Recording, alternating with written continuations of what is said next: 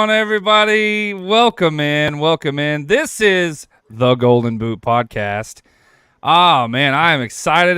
We got a whole bunch of stuff to talk about tonight. As always, my name is George. My name is George Hancock. I am one of the co-hosts here, better known as the Real Hog Fan. On Twitter, you can find me on, or X, I guess it's called. And we got Chris Vandy Chris, a.k.a. Propellerhead, although we can't see the propeller today. Mr. Legend himself. And then, of course, the graphics legend master, Cody, Brian Kelly's Towboy. Which, I mean, Brian Kelly. We got a nice clip of him, man. He's got some antics in his press conferences. He's got something. Yes, he does. As always, thank you so much for joining in. Yeah, if you see the banner down at the bottom, follow us on YouTube, follow us on Facebook, follow us on TikTok. Share this broadcast. It helps so much. Share it with anybody who you think is going to benefit from whatever we talk about tonight. Whether it be football, whether it be life, whether it be what? Go ahead, Chris. Don't we have another platform that you forgot to mention already? Oh, yes. I always forget. We are now live on Twitch as well. Twitch, please. Twitch this. The Golden Boot Podcast, you can find it there as well. We're trying to build some stuff up. There'll be some more stuff coming out on YouTube. I think we've collectively come together. If you can't catch a 2-hour or an hour and a half show, there'll be some little snippet clips that we'll post on YouTube here pretty soon. So you are a great singer. Dustin, I saw that. I shared my my church our live stream last night. Wednesday night, whatever day it is. And so Dustin actually hearted it, and I thought, well, that's odd. I didn't know Dustin was white. You never know. So Dustin, I appreciate it, my friend. I try. It's all him. The return of Houston Nutt. Oh Lord. That being said, we always kick things off with what's going on this week. Cody, you go first. What's been going on in your neck of the woods? Well, I've got my voice back. I can actually talk. I know. It is so. I know. I'm so excited. Yes. It feels so good to be able to talk again. I was never actually sick. I just simply lost my voice. I mean, I felt really bad last Friday, but that was my wife weird, just happened to mention to me. She's like, on Saturday morning, she's like, "Hey, this is random, but I have a Z-Pack from when I was pregnant, and I never took any of it. Do you want to try it?" I was like, yeah.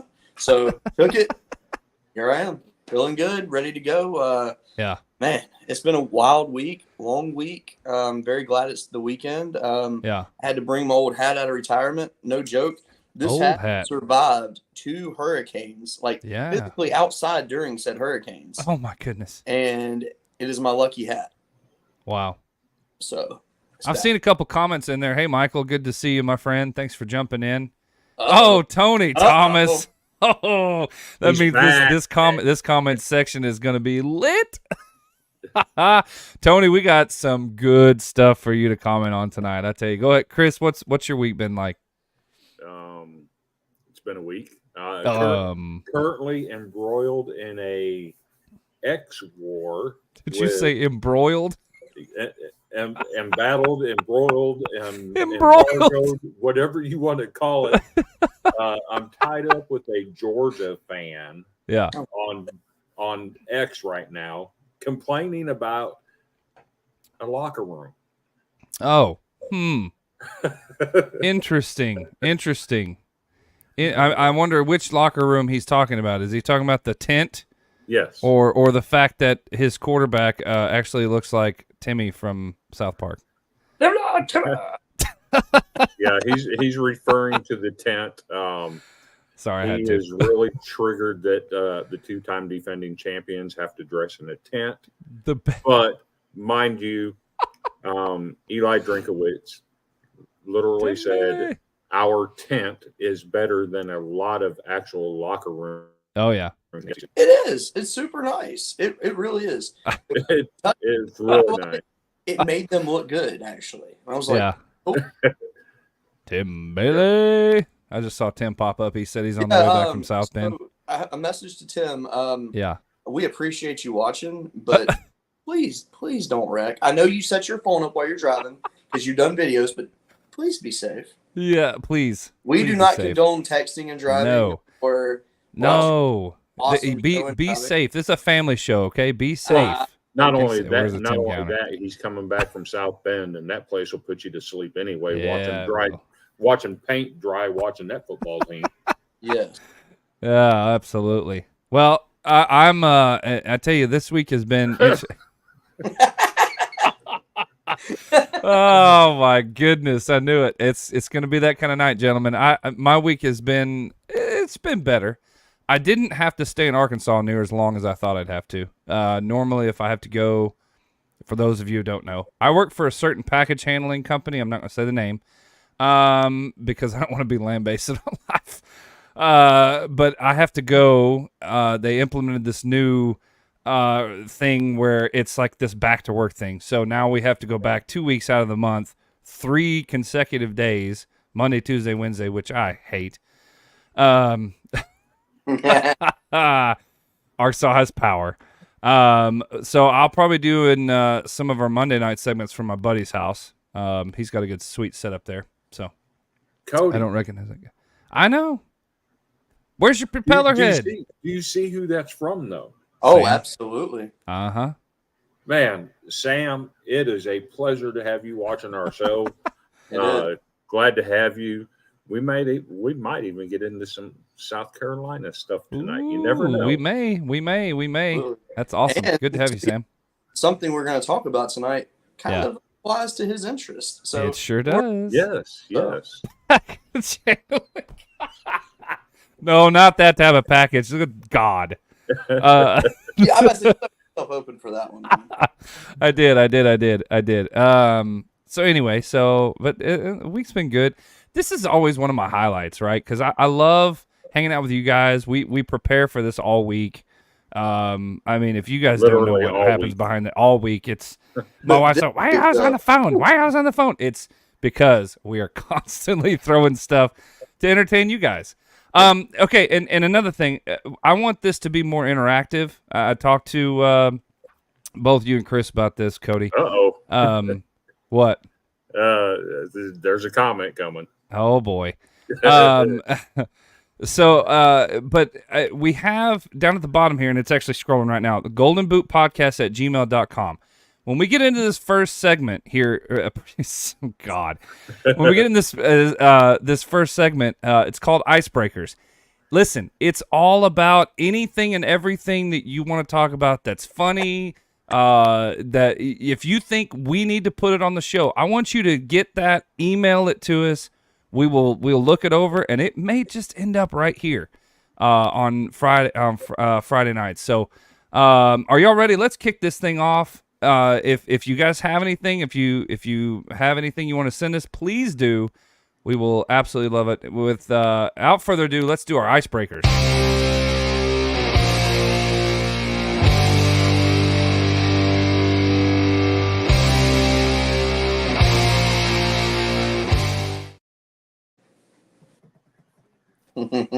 I'm so excited. Okay, y'all go first though, because I got a bunch, and I feel like we're gonna have side split. Go ahead. So I think first I would like to share the joke. Oh, sure. Yes, absolutely. For me to share that joke. Oh, absolutely. And I really hope there's a certain somebody who decided to jump on. I know I haven't seen a comment yet, but before I read the joke to you guys, I would like to say this.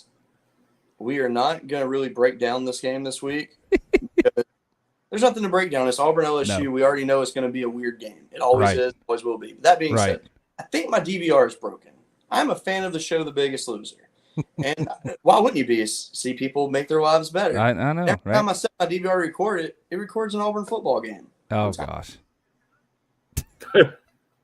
Go Tigers. I know. I never thought I'd ever say that in my life. But I love this because it absolutely impeccably goes right after Auburn football. And I'm all for that.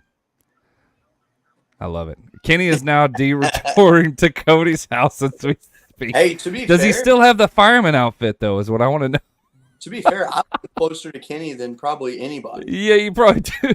So he would have to pass through my area to go to you guys. So. Oh, good God.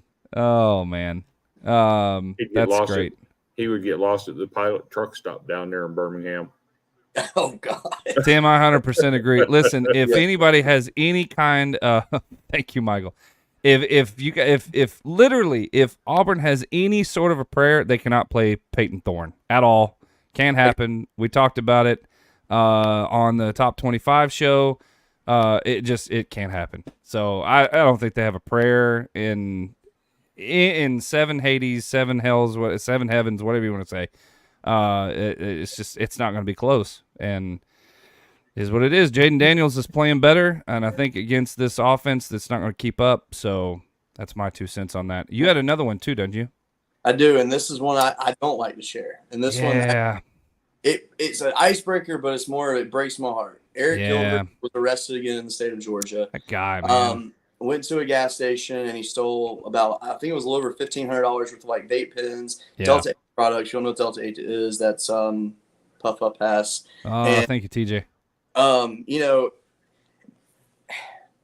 It really just breaks my heart that he gets arrested again, because kid comes in as one of the highest rated tight ends in the history of 247 sports, has so much talent, literally. Honestly, could have gone straight from high school to the NFL and probably been a starter because he just had that much talent. Right. Comes into LSU his first year, has a solid year, transfers out after some internal issues. Not really. I honestly do not know the full story behind that. Nothing was really released. Goes to Georgia, barely sees the field at all, and then goes to Nebraska, gets arrested. Now he gets arrested again. I don't think he's playing football ever again unless he tries to go the JUCO route. And yeah, Tony, I agree with that. It sucks. Man, I mean, it's terrible. The day that he announced his commitment to LSU, I was so excited, and I even bought like one of his like rookie cards signed. I was like, man, this investment right here is it. I'm so excited. Yeah. And now I have it to look at as just a sad piece of memorabilia, just like my Aaron does football. Y'all are too kind, and TJ, you were so right. This show should be mainstream, man. Y'all are killing it. Listen, we could not do this without you guys. That's the whole. That's the whole plethora of what we do here. And so kudos to y'all. If y'all didn't be here, we wouldn't be doing this. So thank you. But back to what we were talking about. Go ahead, Chris. Yeah, on this Eric Gilbert thing, I think the saddest part for me is the reality that our criminal justice system isn't set on helping people. It's more about incarcerating people. Yeah. That's why recidivism rates are so high, is because they're not willing to help people get help that they need to get their life straight. Absolutely. Hopefully he can find some help somewhere to get that straightened out, because he's talented. He is. Simply put, very talented. And I hate to see that, because I always want to see guys that have that type of talent succeed. And he had every opportunity to succeed, and obviously he's blown it. And I saw Tim's comment up there where he may get a shot at the NFL if he cleans it up, but man, he's not going on the right way to clean it up. It's gonna take a lot of work. Damn, catching drive-bys. I mean, you are. A very good point here. Well, yeah, but listen, okay, I'm gonna be sappy here. If Vandy fans didn't exist, we wouldn't have Chris. Drink, exactly, Tony. We've flipped it back to Vanderbilt. I didn't know. I didn't bring him up. Oh man. Well, I hope he gets his act together. And I hope we don't have to report on him again, man. That's just awful. Well, Chris, what do you got? I know you got something you want to say. You always have something you want to say. Oh, of course. I'm going to bring up an old favorite of mine. Oh, boy. Mr. James Franklin. Yes. So everybody knows that James Franklin took Vanderbilt to 3 bowl games in 3 seasons, won 9 games twice. Right. Great guy. Yes. He still owns a home in Nashville, but that's not what I'm getting at. What I'm getting at is, as a media entity, you have to have a little bit of couth and responsibility about yourself. Yes, you do. I mean, we at the Golden Boot, we laugh around and joke around and have fun. But at the end of the day, we're trying to put a respectable product out there for everybody to laugh. Trying to, yes. To like. Now, everybody can laugh at that and make fun of me in the comments about being respectable and all that, because I see that coming. But I want you guys to take a listen to this midweek press conference that was given by James Franklin, if I can find it. It's in there. It's near the bottom. Okay. He was asked a question, and I want you to hear how this plays out. In my opinion, this is irresponsible as a media entity to do this to an active head coach in college football. Yeah, let's hear it. Hey, good afternoon, James. Hey, Corey. A follow-up to what you were just asked there about Drew. Is there a balance, though, between, hey, we need you to throw the ball deep no matter – just take a shot. Don't overthink it. Take a shot. We need to see it. We're going to call it. And we need you to get some confidence in doing this, as opposed to even giving a young quarterback the chance to say, hey, just check it down if it's not there. I don't really understand what you're saying, because we would never, my skin is curling when you say just drop back and chuck it deep no matter what. Like that is like, I don't even know what you're saying. It's like you're speaking like from just Mars. Just send the guy on a post pattern, take the shot, throw it. No matter what. Give your receiver a chance to make a play on a ball. Even if he might be covered 30 yards down the field, maybe you think he'll be open 45 yards down the field, and like Godwin did, or with Jahan or KJ. I still don't, you're speaking Japanese. We have never done that. Just throw the ball up and maybe he'll be open and maybe he'll catch. My skin is you're making me uncomfortable. I don't know what you're talking about. So okay. we would not do that. We would never do that. We've never thought about doing that as a head coach, as an offensive coordinator, as a receivers coach. I coached the receivers. I didn't want them to do that. So no, strong no. No. And what makes it worse is that the guy doubled down on it after he told him, no, we don't do that. And he doubled down on it. Hey, James, let me ask you a question, James. Let me ask you a question. I mean, because realistically, the question how he was asking, you would never be able to develop a player if you ran it all that way. Yeah, no. So Penn State's quarterback is a phenomenal quarterback that has so much room to grow right now. And each game he gets better and better. He should not be where he's at right now. That's how good I think he is. Oh, yeah, I agree entirely. Yeah. Holy shit. Why do I hear Kenny's voice saying that? I definitely hear it in my head. I hear it. I absolutely hear it. You know what the best thing about it, and I didn't realize until I listened to it with headphones, if you listen carefully, I'm almost positive somebody in that room's going is laughing, like somebody's chuckling because it's so bad. Shit. Yeah, James. Oh my goodness. It just, man, just the hint. I mean, I was listening, I was like, is somebody laughing in there? I'm almost positive I hear somebody chuckling in the back. Anyway, that is the most accurate comment of the night right there. Yeah. Because I think Peyton Thorne should just play with a blindfold on and just throw the ball. Yes. Agreed. Odds are he would have a better completion percentage. Kenny interviewing head coaches. Hugh Freeze, let me ask you a question, Hugh. Let me ask you a question. What about this? What about this? Let me ask you this. Let me ask you this, Hugh. Let me ask you this, Hugh.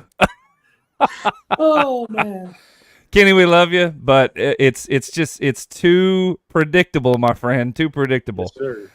Go ahead. Something else now. You go for it. There's this newfound product that people are starting to play around with called AI. Yeah. Mm-hmm. And I found an account on Twitter Uh-huh. called Heavens FX. Yeah. That has gotten really good at doing AI stuff. It is yeah. really good. It is. And they are an Iowa Hawkeye fan. Yeah. And Really? as everybody knows, That makes Brian sense. Ferentz has a weird contract where if his offense doesn't average 25 points a game this year, Yeah. he's fired at the end of the year.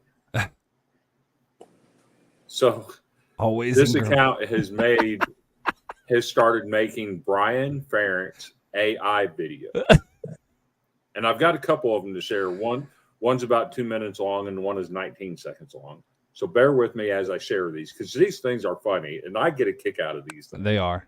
Go for it. So here they go. Yes, I'm aware our offense is ranked at or near the bottom of several major categories.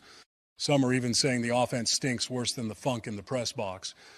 But our focus right now is continuing to do everything in our power to put Tory Taylor in position to bring home the Ray Guy Award, and if the voters have any sense, the Heisman. Heisman, he says. Good God. Play the other video first before we talk about it. It's homecoming. Anticipation and excitement was crackling throughout Iowa City. But homecoming also means the season's at its midpoint, and Brian Ferentz is quickly running out of time, now needing to average 26.8 points to reach his season goal. After losing his starter for the year, Brian placed all his hopes on Deacon Hill being able to find his touch against the Purdue Boilermakers. But early on, Caleb Johnson, back from injury, gave the Iowa running game a much-needed jumpstart and cashed in from 67 yards. After a Cooper DeJean interception returned to the 5, Iowa was looking to hit pay dirt twice in the first quarter. But a bad snap thwarted the drive, and Iowa had to settle for 3.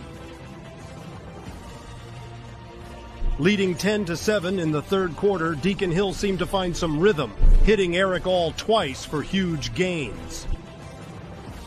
But once again, the Iowa offense stalled out in the red zone.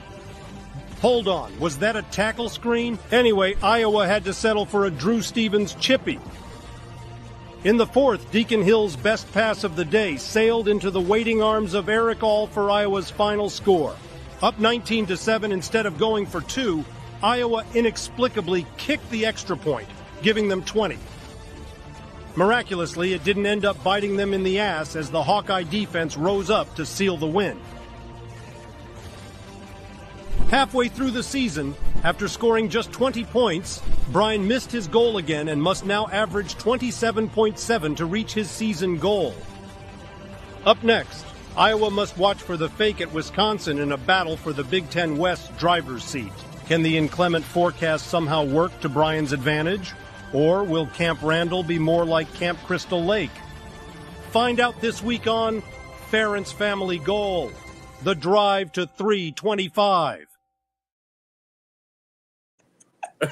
One of the most epic videos I think I've ever seen.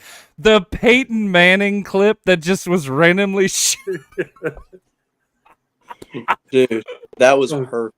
That was great. The best part in there is when it gets Brian Ferentz on the sidelines, and it looks like he's saying, F this S. Yeah, it does. It absolutely does. Was that a tackle screen?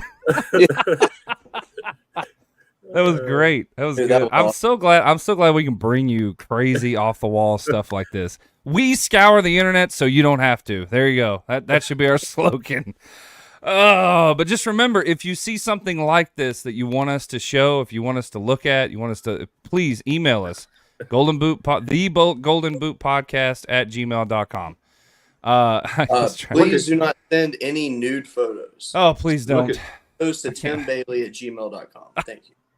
Look at Tony Thomas with the knowledge about Iowa's only Heisman Trophy winner. He knows it. Wow. He knows it. He knows it. There's a reason that they named the stadium after him. Kinnick Stadium. And, fun fact, if you didn't know this, and this might be a segment moving forward, and we'll see. I really want to ask, when we get players on, I really want to ask them what's the craziest opposing locker room you've ever been to? Because have y'all ever see the G-Fed guy on TikTok? I don't know if you have. The guy that G-Fed, he's the one that every D1 stadium he stops at, he tries to get on the field. Yes. So he did Kinnick Stadium, and he got a tour. It was a pre-planned thing. But what was the coolest part is he went in the locker room, and it is like baby bubblegum pink, the whole entire locker room. Towels, trash can, floor is that god-awful pink tile that's in like 70s houses or 60s houses.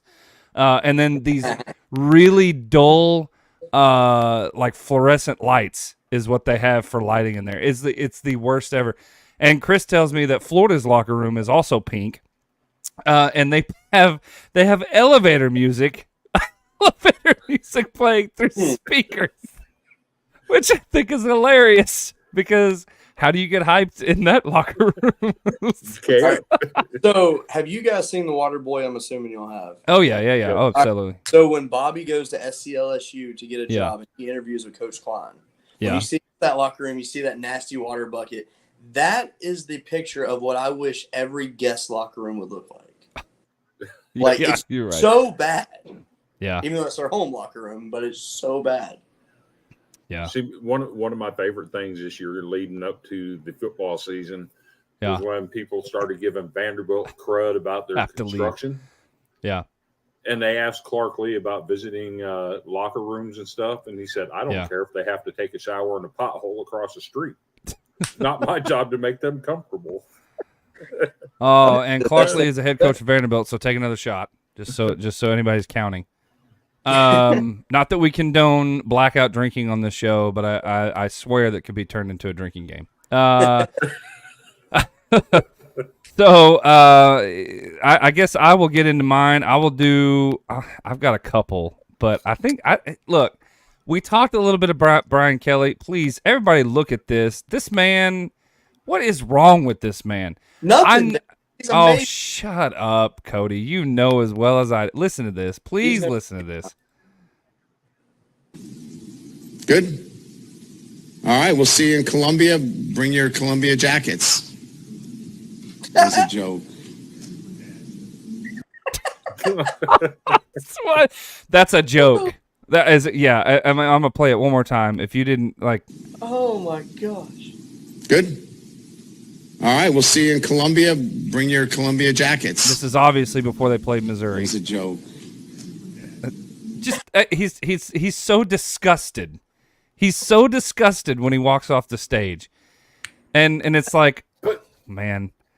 But in all fairness, the expectations at LSU have been set so high. That's true. Coaches. That's true, man. When you have to follow guys like the Cookie Monster like or Les Miles saying, go find one of them players and give them a big old fat kiss on the lips if you're a girl. Yeah. Yeah. No one can ever top what Les Miles did. I mean, the fact that the man would eat grass. Yes. I mean, to me, that Thank you, Tony. What was that exactly? I know. Thank you. Where did that obscure locker room clip come from? I don't even know. I mean, hey, I wouldn't be surprised if he was because, I mean, let's be real. The man looks like he doesn't want to be there. And he doesn't. And there's a lot of LSU fans that don't want him there anymore, which I kind of called that. I kind of called that that's kind of what would happen. So, well, is what it is. Confirm or deny what I might have said in our group chat about him this week. It's laughable. I mean, Tony, you can back me up on this. It's for some reason teams get the Brian Kelly effect. I don't know what it is. Notre Dame. Weird because with the athletic department at LSU, they go in, they hire Kim Mulkey for women's basketball. Yeah. Get Jay Johnson for baseball. Both those people have like a unique personality, and they're very entertaining. Kim's out there. Yeah. They should be. But with Brian Kelly though, he doesn't fit in. Yeah. And I'm not saying that he doesn't fit in like in terms of the football program. I mean, I know. But when I see him in LSU, I still have not accepted that yet. No, it doesn't. Like he is the most out of place coach in NCAA. I mean, that's how I felt about Ed Orgeron at USC. Like, he did not look right. No, but Ed O at LSU fit. Yes. He embodied LSU football. Mm-hmm. You bring Brian Kelly in and he does that fake accent crap when they did the and I'm like, "Oh, come on, dude. You're not even from the South. What are you doing?" Yeah, that was a little and then the you remember when he first did the whole bringing in recruits and he did that weird dancing thing with the guy that was what was that? That was just why is it that he embodies the most cringiest things ever anyway. I could go on all night. Lock down that commitment though. Did he? Because I thought it didn't. I thought the guy that was on that turntable, he went somewhere else. No, he committed and then he transferred. He looks like a sad sack. Looks like he does. God. Yeah. Okay, I'm gonna take another shot at Auburn. I don't care. Kenny can come burn my house down. I don't really care. He's got to find it first. Yes. Every now and then I get a little bit terrified, and then I see the look in your eye. Turn around, bye, die. Every now and then I fall apart. And I need you now tonight. And I need you more than ever. Yeah. And if you only hold me tight, we'll be home. So that movie was actually a pretty good movie. That wasn't a bad movie. I know. The fact that somebody did that as a coaching search for Hugh Freeze. That's amazing. Now the question is, would Kenny's coaching search be anything relatable to that? Yeah. Oh, do you guys need an update on Taylor Swift and Tyler? Oh God. Yes. Okay. That's yes. Well, I mean, we're not there yet, but sure. She just gave me the meanest look ever.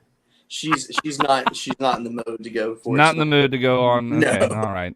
Well, is she going to stay with him after he got hurt last night? We'll talk some Chiefs. He didn't get hurt. I looked into it. I don't see anything saying that he's officially hurt. No. He took a little tumble, looked like his Achilles. It kind of looked like an Aaron Rodgers type moment, but it wasn't anything serious, thank God. Because I don't know what the Chiefs would do without him, to be quite honest. But it is what it is. I just got an update, by the way. My wife said they're predicting that she will be at the Eagles game since the Chiefs will not be playing this weekend. So I have a question. Somebody look up on Vegas odds right now and see if there is an actual bet to see if Taylor Swift is going to be at the Eagles game. Because I would take that bet as I don't think there's anything that assures it away that they're having issues. So I'd probably take. That's true. She is an Eagles fan, so that makes sense. Yeah. Oh, she's an Eagles fan. Listen, Pennsylvania. I am going to laugh so hard if she shows up in the box with Donna Kelsey and all those people in an Eagles jersey. Which I know Kelsey will have. Mama Kelsey will have the split jersey. Well, I would say she might borrow a jersey. If Taylor shows up in a daggum Eagles jersey, in the only one in that box, I'm going to laugh so hard. Oh, just sure. saying. And also, isn't it's weird that somebody? What is it? Yeah, that's going to. Cheyenne, you got to hear this. Comment. Have you seen conspiracy theory that Swift is doing this to taint Kansas City season for the Eagles? I did. She did see it, of course. Yeah, well, it's interesting. So here's my question. Okay, what? She went to the Chiefs-Jets game the other night where the star of the game was actually Zach Wilson. I got to know. What is the over-under on that? On Kansas City's off week, is she going to go watch the Jets and see Zach Wilson and his tighty-whities out there running around? Oh, God. Ugh. Things that make you go blah. Speaking of things that make you go blah, I don't know if we're going to get to the Tennessee Texas A&M game and analyze that tonight. We might not, but let's share those. Yeah, okay, so I'm going to bring – okay, this is what we talked about. We know that this is not real, okay? We've established this. Yes. However, if it was a real thing, Dustin, I need to know if you would support this, yay or nay. All right. I bet he would if the pants were different. It's too many checkers, man. But A&M decided to counter on this. You ready for this? There you go. Oh, man. The overall special. That's clearly Photoshop. That is 100% real. Oh, 100%. Looks like something out of a Tom Petty video. In honor of the 12th man is what they're calling that. Oh, God. And I believe, go ahead, Chris. Here's my whole take. I'm going to be so disappointed if both teams don't show up in those uniforms on Saturday. You ain't lying. I want to see it. I would laugh so hard. You ain't lying. I would love that. And since we are talking A&M and Tennessee, there's actually some students at the A&M. Jersey is all right. Pants are an abomination. Look, the pants honestly don't look terrible if you're going to go out and play golf with, say, John Daly. John Daly. I don't even know if he would be caught dead in those pants. Yes, he did. I have a picture. I don't have it. He wore those exact same pants almost. And I think he came in 5th in that tournament. But it is what it is. But anyway, so that's funny. The A&M student section, I'm guessing. I don't know what this is. Wait for the comment. What? Wait for the comment before you bring this one up. What is it? Yell leaders of the yes. There's your segue, sir. Here we go. Here's our. Let's just look at this. You think Brian Kelly was cringe? I hope it's the video. I think it is. Be the video. Oh God! There's no sound. Oh. Hang on, let me start it over. I don't know why it did that. Let me start it over. Don't ask me why that happened. I don't know. Really? Shut up for a minute. Eggs. Pass it back, eggs. Hump it, eggs. Hump it, eggs. 1, 2, 3. Hey!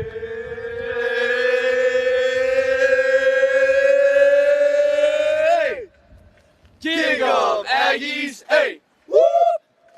Pass it back, eggs. Pass it back, eggs. Hump it, eggs. Hump it, eggs. 1, 2, 3. A-G-G-I-E-S. A-G-G-I-E-S.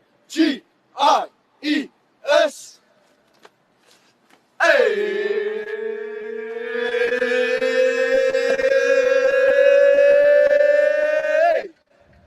Fight 'em, Aggies! Hey! Woo! Okay, so first off, where I found this at was on Twitter, and the post was about the best thing I've ever heard. The original poster said, "Do not ever fire Jimbo Fisher, but make him do this for the rest of his life." The only thing I can say about that video is we appreciate everybody that's still here watching with us. God, I feel like we got to end the show on that tonight. That was so freaking. Hey, if you think that was cringe from Texas A&M, look into the Great Pumpkin March that they have every year.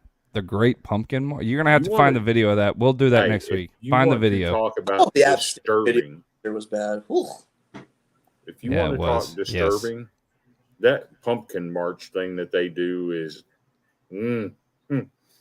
I have no words. Well, if it tops this, because here's the funny thing: if it would have been, I mean, it might have been tolerable if there was people actually in the stands watching this and actually participating.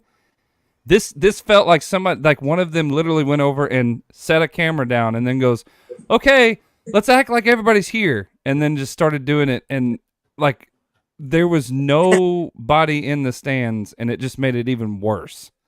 Yeah, like, I could picture one person way up in the back going, "Yeah, go Aggies, yeah!" Like, wait, imagine being the person filming that. Oh God, There's a guy on TikTok that does uncomfortable things filmed, and he's like those fake videos where they like set up like a fake proposal and stuff. He's like, here, mate, hold this camera. And he's like, oh, okay. And like, hide behind that wall. She can't see you. And he's like, it's just so stupid. Man, Texas A&M. Why do you have to be the way you are? Why? I mean,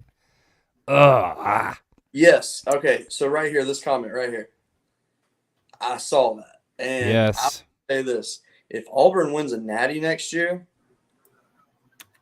Cody will shave his beard. Dude, I will shave every hair on my body. Like, that is beyond like. Will you do like 40-year-old version and go to a wax place? And I'll even film it. I will reenact the entire scene. Because that's one of my all-time favorite movies. I love that movie so much. We're pulling out all the stops this week, I swear.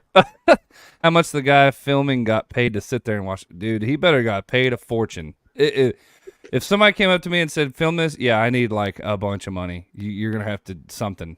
Oh, my gosh. Anyway, I think that's all of the icebreakers. Hold on a second. Hold on. Do we have another? Okay. Give me about 20 more seconds. Okay. All right. Okay. Well, let's take a quick break while you do that, and then we'll come back and finish icebreakers and move on. I knew we'd have a long, a lot, because there was just some funny crap, man. We'll take a quick break and hear from Danos, and then you collect yourself, Chris. I'll burn you. Jesus, Mary and Joseph. We're gonna have to clip that one because oh my gosh, that's coming up here so far. There's like nothing. Star it, something, circle it. Andrew, if you can star that and hold it there, please. Good God. All right, screenshot of that. Let's hear from Danos Season. Yum yum, get you some. Yum yum, get you some. Yum yum, get you some. Yum yum, get you some. Danos Seasoning, food's favorite flavor. Yum yum, get you some. I'm Joe Burrito, your favorite burrito. Whoa. Joe, hey. We all know you're the best. What? You can always do better. Try the new Danos Hot Chipotle. Hey. Ooh, that's spicy. Yum yum. Yum yum, get you some. Yo, what's going on? This is Jacob Hester, former LSU running back, here to tell you about a brand new college football podcast, the Golden Boot Podcast. Give it a listen, give it a try, give it a follow. They're going to work hard to be your new favorite podcast. You're listening to the Golden Boot Podcast. Stay golden.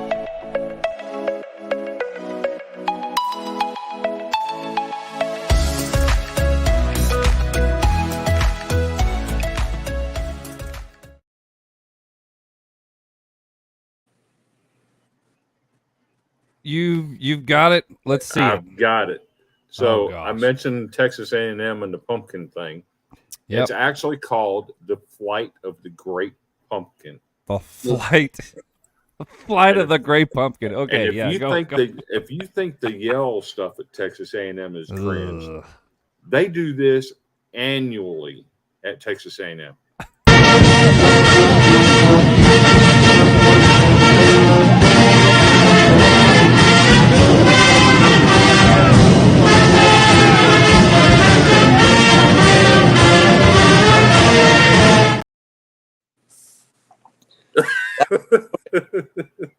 That looked like a Klan rally. Doesn't it? Though? Yes, it did. 100%. That was weird. That was weird. Hey, actually, I need to do a plug right here. I hear Whacking Off with Bisco and Kenny's coming soon. Guys need to check it out. I'm not checking it out. Hey, it's a family show. Family show. Oh, my goodness. I'm not. That's a lot. Oh my gosh! This comment section is lit. Yes. Oh my goodness! That's exactly what it looks like. Oh my gosh! All right, let's get into Bone Crushers. I think we've stayed on this enough. Yep.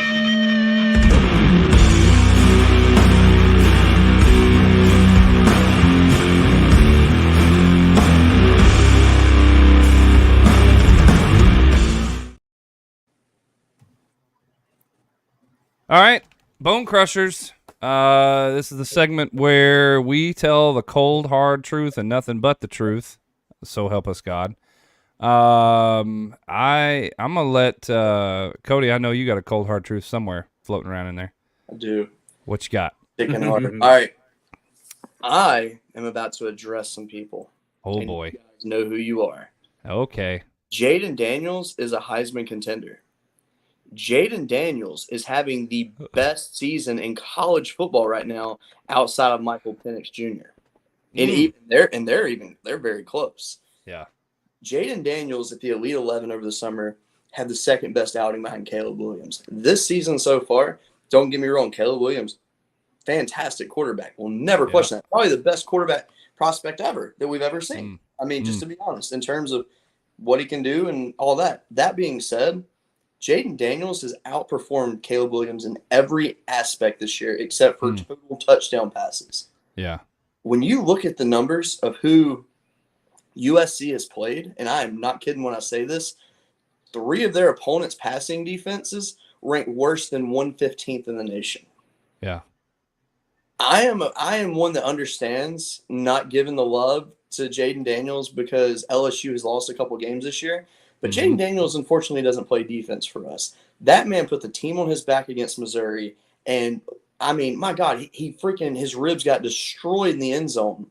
Yeah. And initially, I was like, they need to throw a flag on that. And no, I watched it back. No, it was just a very hard hit, and unfortunately, it hurt him. Right. Put the team on his back, threw his middle fingers in the air, essentially, and said, watch this, and took over and closed the game out, and LSU took the victory. Jaden Daniels has had so many good moments this year. Has his ball placement been perfect? Absolutely not. That being said, guess what? Guess who has the most 20-yard pass completions in the FBS? I wonder who. Yeah. Jaden Daniels is, I believe it was going into last week. He went in as the only player responsible for 4 touchdowns in a game 4 times in the season. Give the love to the man. I'm not even saying that as a homer to LSU. Jaden Daniels is a freaking stud, and he will be in New York at the end of the year. Tim Bailey. Cody's got your number. Tim Bailey. He's calling you out. Oh man, Cody, I almost exited you from the stage. That would have been terrible. I mean, it was a mic drop. Like, let's go. That being said, Hair Club for Men, brother, I need it too. I need it too. Hey, hey. Yeah. Yours don't count. You cut yours. Now George mine. Oh! Yeah, right there, buddy. There's that. I have a 75-year-old man in the front and a 25-year-old in the back. So there you go. These flowing locks don't come from nowhere. Deserves to be in contention. I mean, I cannot agree more. I don't know where the hate has been coming. I think Tim just doesn't like him, I guess, and it's not just Tim, but that actually might have topped Tony's comment right there. What? George needs a haircut? Yes. I mean, yeah, I might. You know. We're gonna buzz cut it, buddy. You're gonna match Chris. You got to. No. I'm doing it this weekend. No, not the Chris cut. But I mean, you got to give the man props. Yes, they have a 2-loss team, but the 2 losses are not on Jaden Daniels. So I agree entirely. Chris, what you got? Well, I'm disappointed. I don't have my video to go with this one of what actually transpired Saturday night. But there was an issue at the Colorado-Arizona State game. Colorado-Arizona State. Okay. Do tell. So, as you know, Colorado had to, I believe they went into overtime to win this game. No. And Shedeur Sanders, what are you doing, son? Oh, yeah. Why are you running over to the Arizona State fans and showing off a watch that your daddy bought you? You didn't buy that watch. You didn't earn that watch. Your daddy bought it for you. Sit your butt down and go celebrate with your own fans. Who the hell wears a watch that nice during a football game? I've never seen any player, NFL, college, high school, peewee football, ever wear anything that's valuable like that on the field. Do y'all remember back in the day, those silver necklaces that were popular, it had like the larger link that had 3 small links, and then it was popular. Okay, so I begged my parents for one. I wanted one so bad, and my dad finally said, "Okay, your mom can take you to the store. You can get one, and you got it." They got it for me. I was so happy. Yeah. Then my dad's like, "Oh, you're not wearing that to your baseball game." Yeah. You're not. No, he's like that's not happening. I was like, "What? That's what I got it for." Right. So I had to get me a cheap plastic fake one that was super duper shiny, and you could tell it was fake. And that was what I was allowed to wear because you don't wear nice jewelry at a sporting event. Pickpocket at a Rolex convention. Now, Tony, that was so bad. Careful. Now, Colin, we don't condone crime here. We can't let Kenny steal no Rolex from Shedeur Sanders. His daddy bought that for him, and he likes to look pretty with it. That's right. That's right. Yeah, I'm with you. I don't understand the antic there. Like, leave your $10,000 watch at home when you're playing football. Like, really? Do you need to be that opulent on the field and show it off? Like, come on. Great word choice. I kind of have those every once in a while. I don't know. It doesn't belong on the field, and that's it. Yeah.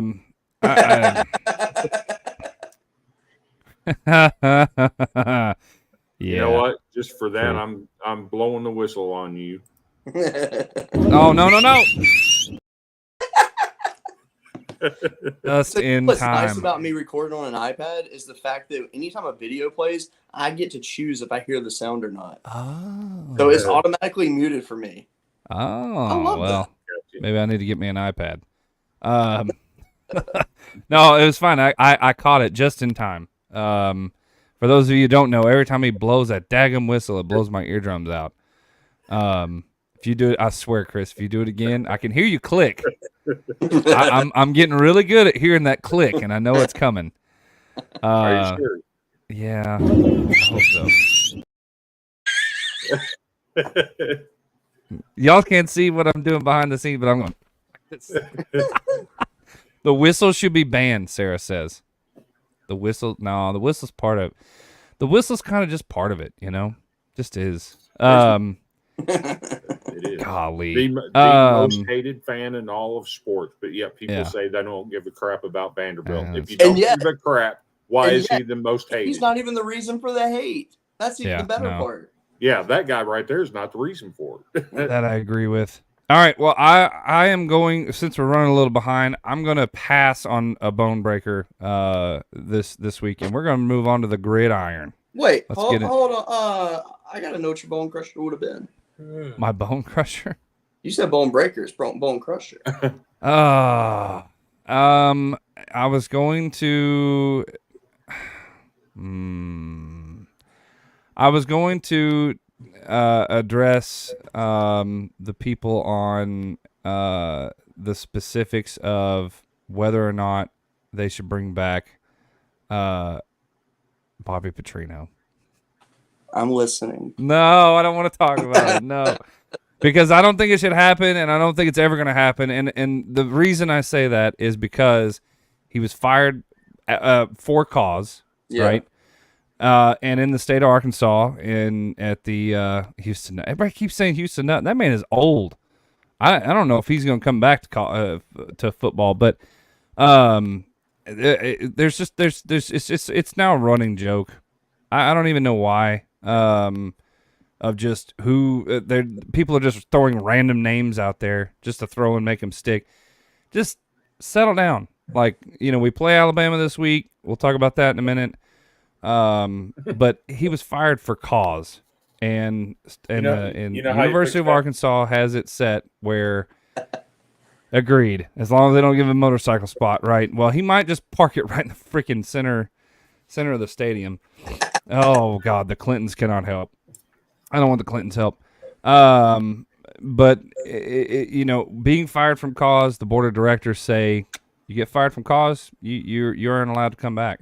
So there would have to be major policy changes for that to happen. And I don't see Hunter Yurachek making that kind of a move. So I say hire Darren McFadden and be done. Throw off that narrative. If and I say if because it's going to be a big if they do make a move, they need to get somebody with NFL ties. So Can I say something? let me burst your bubble a little bit. Did you know his son is actually a freshman in high school and is Who? D-Mac? Derek Madden? Yeah. Oh man. And he's becoming a pretty big prospect. He visited. We will get him on the show, and I that is going to happen. I don't know when, but that is going to happen. I want Darren McFadden on the show. He was representative today, so. Did you really? Nice. Yeah, I haven't reached out yet, but I do have his contact. Well, then there's a couple people that have contacts, so hopefully it happens. Go ahead, Chris. So I'm gonna burst your bubble a little bit. Burst my bubble. Vanderbilt has had 80 years of piss poor leadership. Take another shot if you're counting. Among our board of directors, yeah, and chancellor on down. Mm. You know how you change it? Mm. You change the people that's on your board of directors, and you change your chancellor. Vanderbilt's got a chancellor now, Mr. Daniel Diermeyer. Bless his heart, he has come out and told the board in no uncertain terms that athletics will be the front porch of this university, and we have to have excellence in athletics to put on a good face for academics. Yeah. That's how you change it. Okay. Well, I'm hoping that happens. But I know that the powers that be boosters, Sam Pittman is not on their radar. I know that for a fact. They've come out and said he's not on the radar. They're not looking at any other candidates right now. That's the scary part. If boosters are having to address that he's not on the radar, he's 100% on the radar. Well, I guess. Who knows? Lane Kiffin, I saw a comment up there. Lane Kiffin, no. We interviewed him and gave him an offer, gave him a pretty good, sizable offer, and he turned us down and went to Ole Miss. So that's just what it is. Be done with it. Just hire Willie Fritz. Yeah, right. Okay, let's do. So I've outed myself. Let's go on the gridiron. Let's get some previews in, and we'll catch this thing right on where we left off.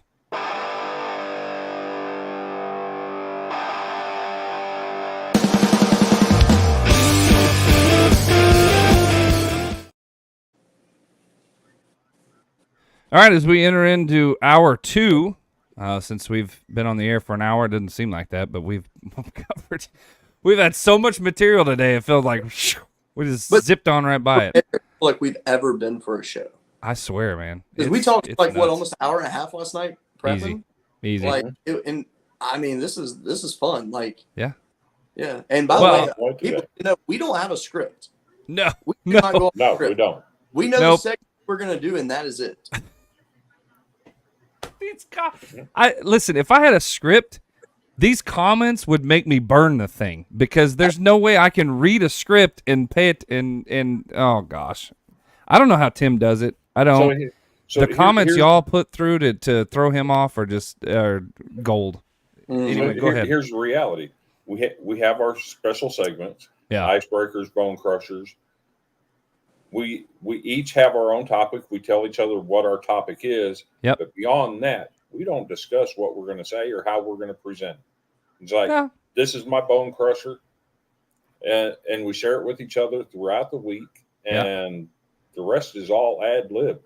Yeah. Well, and it's not tooting our own horn or anything like that. I don't want anybody to take anything, but it's just we literally it's just friends talking on a video. Tooting That's all our it own is. horn. I think Cody might have a graphic. Oh God! I don't think that graphic's in here. Didn't our horn get tooted by somebody else? Oh gosh! Oh man, I don't. Well, excuse me. Excuse you. Excuse you for a moment. Yeah, he'll be back in a minute. We have to honor it. Yeah. I think I know it should be mentioned because it is an actual award, right? I mean, yes. It is. All right. Well, we'll Ladies let him and do gentlemen, boys and girls, children of all ages, just know that you are watching an award-winning podcast. Yeah. So yes, I'm just putting it out there.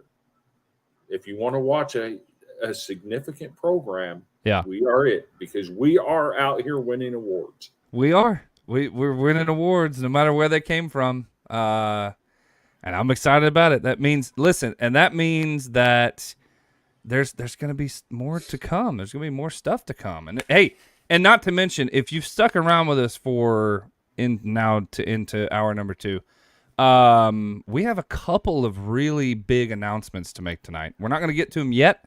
I'm going to have Cody share this real quick as soon as he gets there. God, Colin, this is a family show. It's fine. I'm just Lord, I cannot. Y'all are just out of control. These comments are out of control. Well, I tell you, okay, you know what? I think this goes hand in hand, Chris. Let's let one cat out of the bag while Cody's looking for this graphic. You have it? Oh, I haven't uploaded it yet. Continue. Okay. All right. Okay. We'll let one cat out of the bag. It goes right hand in hand with this. So give me just a minute to get this set up and bring this to you as a special announcement.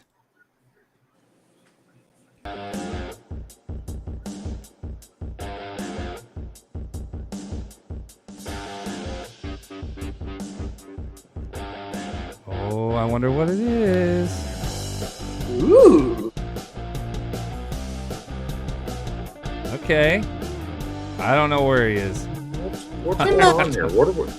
Oh, the cat. Oh, wait, whoa, stop. What does times 2 mean? What? What is this? Huh? What? Ah! The Golden Boot Podcast is now on Mondays and Fridays. We're coming to you. We're going to have a preview show on Friday nights at 8:30, and then we're going to have a recap show Monday nights at 8:30 as well. And we're moving 4 hours each show. Suck it, Tim Bailey. No, I'm just kidding. Shots fired. What? Drop in the comments. Let us know what you think about that. I am super excited about that. It's something that's been needed to happen for a while. You guys have been incredible. We're pushing more towards getting to some twice the bootage. Yes, that's right. We're going twice the bootage. So from it's starting October 30th. So here in just a little bit, George, you have been scolded. I have been scolded by who? Yes. I'm out on 4 hours. Your wife says she can't handle 4 hours. So oh no, it won't be 4 hours. October 30th will be our first Monday night show, and of course we'll let everybody know. But I think it's gonna be great, y'all, because we can preview all the games on one show, not have to feel rushed, and then Monday, hey, guess what? We get it fresh in our minds, get to recap both NFL and college, because we're the only podcast that covers NFL right now, which I love. I love it. I'm so excited. And so that being said, I think we won an award. Isn't that right? We did. Okay, let's pretty do this. prestigious award, actually. It's oh man, it's prestigious. Yeah. So the other night, I'm so excited. If you weren't watching, Tim Bailey did a show, and he did his midseason his awards.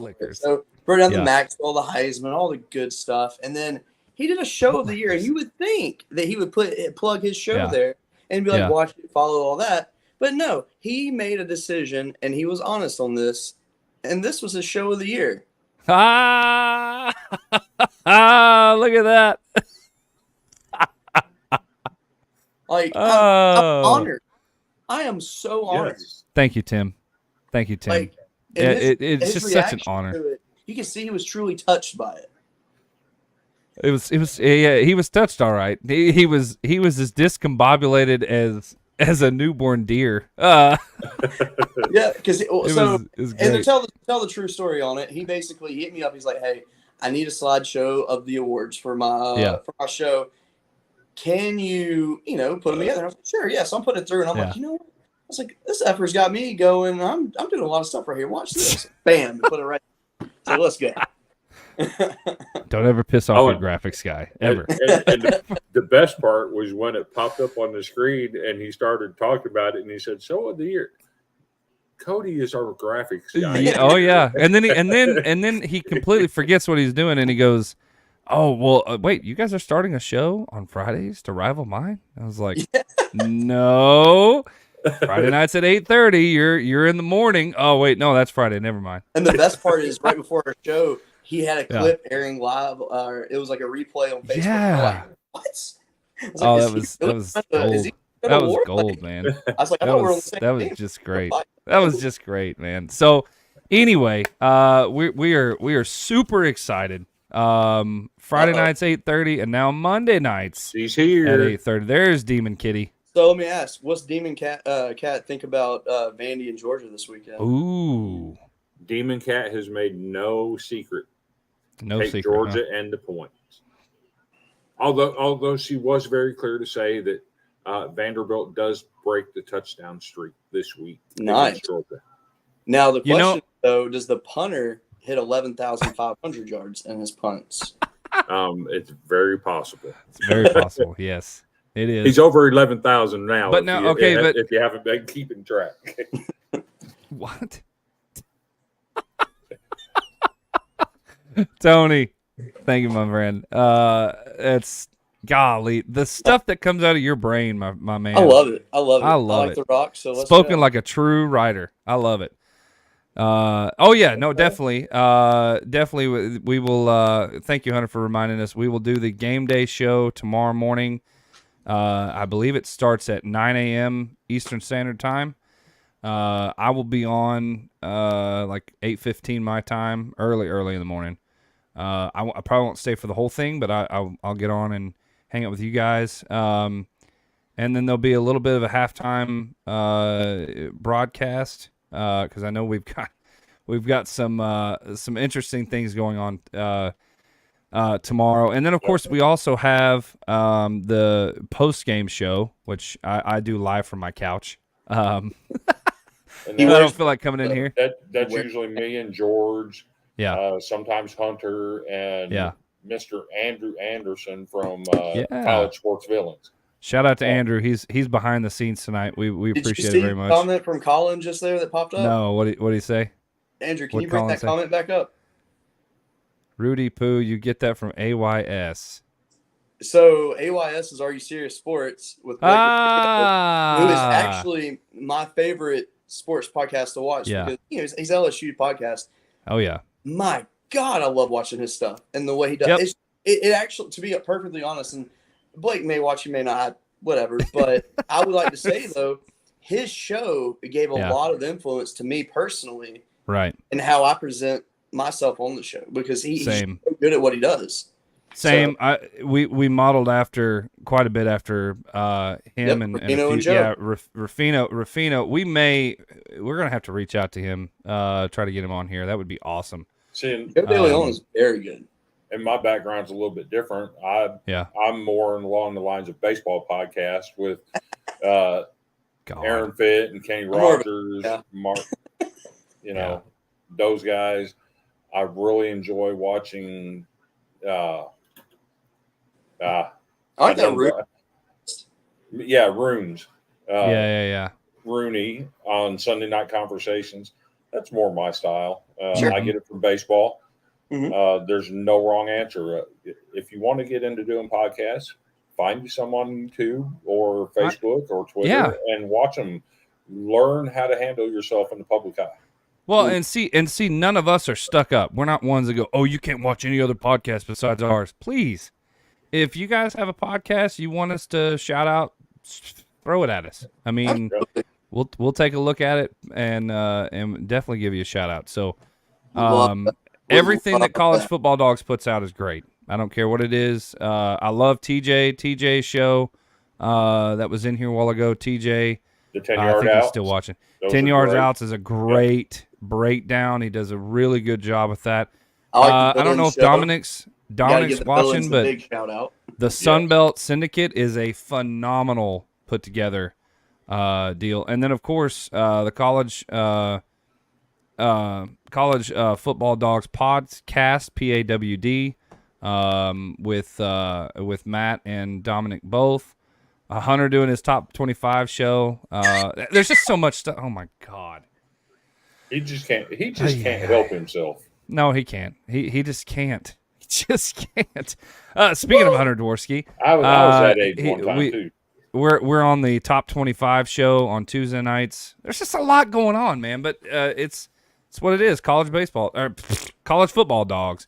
Yeah, I know. So anyway, let's take what college baseball. I guess that'll be a segue right into it. Is that in here? I don't even know if that's in here. I don't see it in here. Where's it at? If it's not, that's fine because we can just talk about it. Okay, yep, let's just talk about it. Perfect. College baseball, Dogs. We made the announcement. What was it? A few weeks back, I think. Mm-hmm. We are going to have, and this is the other big announcement. We are going to have a college baseball Dogs Golden Broom special Monday night at 7 p.m. Central Standard Time, so 8 p.m. Eastern. And we're going to have quite a few guests. We're going to be interviewing head coach for Roane State Community College Baseball. Chris knows him through, I guess, your roommate, I believe you said? Yes, it's my roommate's nephew. We'll have Dominic's going to join us, talk about a little bit about Sunbelt baseball. And Mr. Randy Jowers, if you do not know him, they do a phenomenal podcast called In Off the Bench. Mr. Randy Jowers is He don't know ball though. He don't know ball. Yeah, no, if you're watching Randy, you don't know ball.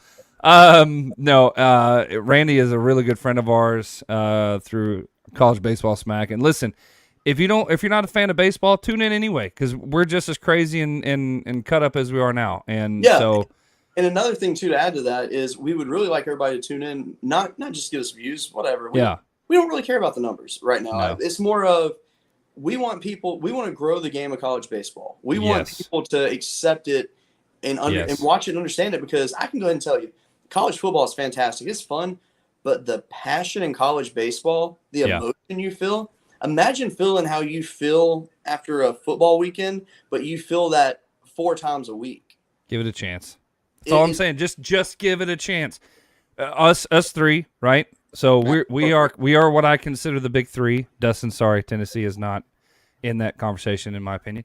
Arkansas, LSU, and Vanderbilt, they are always they're always in the top. Tennessee is usually in the mix there. So yeah, just jump in. We'll talk some get it going and corn popping and show stopping. I love it, Tony. Woo! I've actually got something for you. Okay. Never mind the 16 that you're going to see in the middle of the graphic. Our you have graphic it. artist, I don't know what he was doing when he did I this. don't know. For some reason, there's a 16 in there, and I don't. We were talking Vandy, and I had a few shots. It is what it is.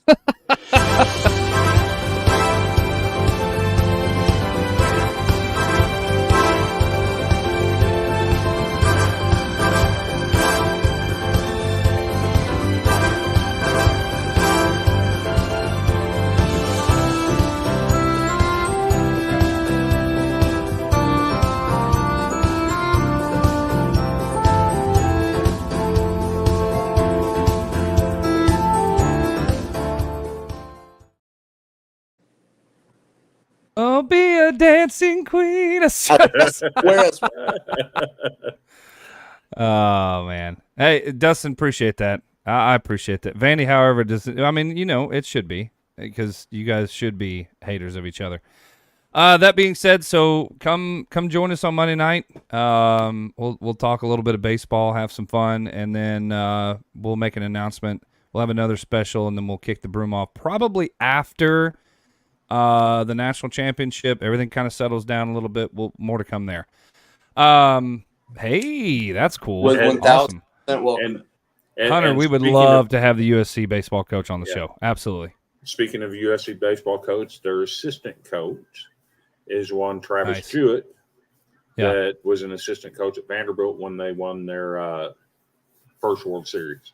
Highly respected assistant coach. Yes. Highly respected, yes. That being said, too, another thing is another reason to watch the baseball show is a good friend of ours who joins us from time to time to host. Jody Robinson's a national championship coach. Yes. And The man has stories for days, will Yes. truly entertain you, and his knowledge for the current game is ridiculously good. Great guy, and we're working to get him fully with us on that, and Definitely. we're excited. We really are. Yeah. Yeah, he don't is, care what he says either. He's just no, like us. he is absolutely off the cuff, and you don't know what's going to come out of Jody's mouth. But if he doesn't fall asleep, because the man goes to bed at like 7:00, so we'll see.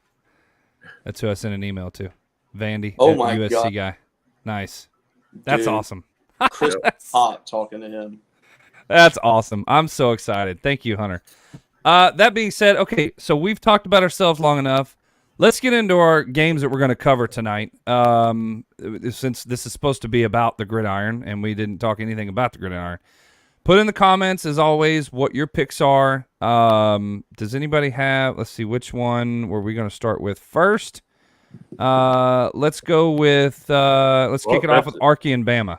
Well, I was actually going to suggest, since we got the comment about Mark Stoops, let's start it off with Kentucky, Missouri. How about it? That's a fun game. That is going to be a fun game. Look, put in the comments what you think. So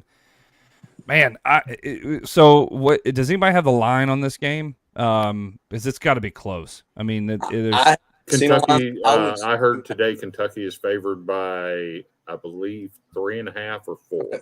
Yeah, right. I mean, it's going to be a close ball game. I don't think Missouri's going to run off with it. I don't think Kentucky's going to run off with it. It's kind of weird. We were discussing how to kind of go about this. My opinion is Kentucky is kind of a one-trick pony. Matt, if you're watching, sorry. Devin Leary has not shown that he has fit really well in this offense. 2.5. So they're 2.5 point. There you go. Yeah, there you go. I mean, thank you, Andrew. Missouri wins. Yeah, I honestly think that Missouri has the better offense. Thank you, Tony. You took the words right out of my mouth. They can throw the ball. They can run the ball. Cody Schrader is secretly is really a really good running back. I hate that guy because of how good. And he's sneakily starting to come up in the numbers. And I think that's going to bode well for Missouri. So I've got Missouri winning by a field goal in this one. Okay. So you actually mentioned Cody Schrader. The guy's got a really cool story behind him. Yeah, he was actually a walk-on at a JUCO or division. It was either Division II or JUCO. He walked on. Yeah, right. And he's worked his way up to Missouri. Up until the Ray Davis game against Florida, Cody Schrader was leading the SEC in rushing. Absolutely. And I think he's still second in the SEC. Yeah. If you line up to shut down Cody Schrader, if you're Kentucky, it leaves you exposed to Luther Burden's going to score. Burden and Cook and Weiss, and I don't think that's a recipe that Kentucky's built to handle right now. Yeah, I've seen both teams up close, and there was no question in my mind who the better team was, and I think that's Missouri, and I don't think it's a close game. That being said, though, one thing that stood out in the LSU Missouri game is that Missouri's run defense was not as good as I had hoped they would be. Yeah. And I'm not saying LSU was running at will, because they weren't at first. Yeah. I mean, they were being stopped relatively good. But as the game went on and they were getting picked apart in the pass game, it opened up all the holes. And the problem is Devin Leary isn't going to do that. No. Fortunately.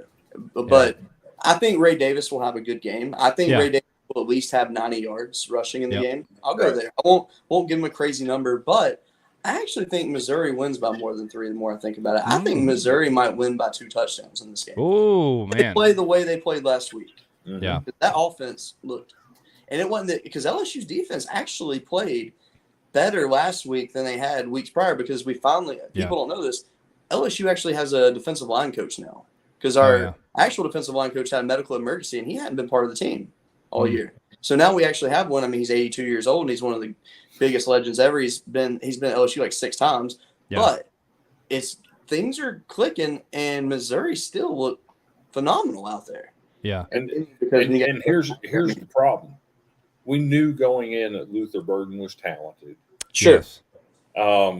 we knew that they had questions at quarterback and at running back. We knew they had a solid defense. Mm-hmm. The scary part about Missouri is Luther Burden is acting like a 5-star wide receiver. Mm-hmm. He's got Weiss on the other side that was a 5-star coming out of high school that transferred into Missouri as a senior that's opening up the other side of the field and acting like a 5-star. Mm-hmm. And you got Brady Cook that has taken that quarterback job and said, this is my job and you're not taking it away from me. Yep. They are looking like a team that's dangerous and hungry. Yep. And I've said it for about 3 weeks now. I think if there's a team in the SEC that can potentially knock off Georgia, I think Missouri is that team that could give Georgia problems. Dark horse. Yes. I mean, that's what comes to mind, and I hate saying that because it means I was wrong for the last 5 years, but they're dark horse. They are. So can I give you guys quick good news real quick? Yeah, sure. All right. Travis Hunter is officially back tonight for Colorado. Really? He's already recorded a receiving touchdown. No way. Yes. Wow. I'm super happy to see that he's already back. That's awesome. But they're That's keeping great. an eye on him. They're Yeah. gonna pull him if they see a reason to. Wow. So That's awesome. I'm very happy to see that. Yeah, keep an eye on the score on those games. 'Cause I know Tulane was playing too. Tulane ended up winning 31-21, and 31-21. Colorado's up 14-0 last I saw. All right, awesome. That Colorado's playing who? Stanford. Yeah, Stanford's awful. Yeah, beyond. They're about as bad as you can get. They're worse than Arkansas, and that's saying something. I actually said their fans need to enter the transfer portal. So. Yep, that is correct. Let's go check that out on collegefootballdogs.com. Yeah, real quick. Let's go. Let's do Arky and Bama. And I'll take the lead on this one. I have a buddy of mine who makes back porch predictions, Mr. Whitpiker, and I might have to get him on here. He's been a good friend of mine for a while. He's got a big following on social media, and it would not surprise me, Andrew. It would not. That being said, I mean, it also wouldn't surprise me if they win by a freaking field goal. Because why? Because that's the most Arkansas thing to do. Is to play the big teams close and lose the unexpected, crazy off the wall games, and just look flat. So I don't know. Ooh, my goodness, ouch, Tony. We'll see. It depends on which team steps on the field. They have major offensive line issues. Don't ask me why we have a head coach that used to be an offensive line coach. That we have offensive line issues, but we do. But his back porch prediction was, I believe he said they win by 18. I think is what he said. And I was like, ooh, if he's saying that, because usually he's a big homer and he's pretty much lost faith. So anyway, I don't know what my prediction is going to be, but I think Bama. I said it all this week, and I have to give them credit. Honestly, they lost to Texas. If they met again, right this weekend, I think Bama would win because they're a different team than they played at the same time. If you agree with that, if you don't agree with that, please put it in the comments. But I hope my team shows up off the bus, and that's about all my prediction is going to be. I've got the Hogs. You got the Hogs in this one. To play better than expected, but still. Okay, all right, okay. You gotta leave it. I was waiting for the addendum there. No, I actually think Arkansas can give Alabama some fits. I think KJ is the best quarterback they've seen this year so far in terms of not like overall like skill wise, but like the fact that KJ he can get you with his legs, and when he hits you, it's like you're running into a defensive lineman. Right. And, you got Rocket Sanders, who is due. He is due. Why not have your coming out party at 11 a.m. on a Saturday at on homecoming for Alabama? Right. Why? I mean, I know the offensive line has issues, but you know what? It's time for the Rocket to soar and do something. And I'm not going to say they're going to beat Alabama because I'd look like a fool if I did. But I think that they are going to do a lot better than the experts say. I hope so. I'm pulling for you guys. So, and my take is very simple. when it comes to Alabama and Arkansas, expect the unexpected. Yes. Crazy, crazy things happen in this series, just like crazy, crazy things happen between LSU and Arkansas. Mm-hmm. Same thing with Alabama. Would I be shocked if Arkansas won? Absolutely not. Would I be shocked if Arkansas got boat raced? Absolutely not. No. I think this game is going to be a single-digit ball game, no matter who wins. Yeah. I think Alabama playing at home on homecoming has the edge right there. Yeah. Next on the agenda, and we'll try to move through these quick, and then we're going to stretch our legs for a minute. We're going to take a break after this. Georgia Vandy. I mean, listen, we touched on it earlier. I honestly think that Vandy will break the touchdown streak. Darren McFadden is available. I would love to have Darren McFadden on the field. I honestly think that if Vanderbilt had a chance to break this streak, it would be against this Georgia defense. And I know that Chris has been beefing up this Georgia defense, but I haven't seen the same Georgia defense that has been on the field. So we'll see. But I do think it would be like maybe a 42-7 game, something like that. We'll see. Yeah, Drake. I mean, I have faith in Vanderbilt's offense. I've had it all year. I think Will Shepherd can call some fits to the secondary for Georgia. Yeah. But, yeah, I mean, obviously I'm taking Georgia in the game, obviously. Yeah. But I think Vanderbilt's also, like I said about Arkansas, I think they're going to be better than expected. Mm. Because I think their offense can score on Georgia. Yeah. I don't think they can score enough, Mm-hmm. but I do think that they can legit score. So. There you go. Andrew said it first. Vandy covers. UGA does not play any starters in the second half. Chris, your thoughts? Do you have any faith whatsoever? I'm going to say take Georgia in the points. Yeah. This game it boils down to Jimmys and Joes. Vanderbilt's got a bunch of Jimmys. Yeah. Georgia's got a few Jimmys. That's the difference. Georgia's loaded with Joes.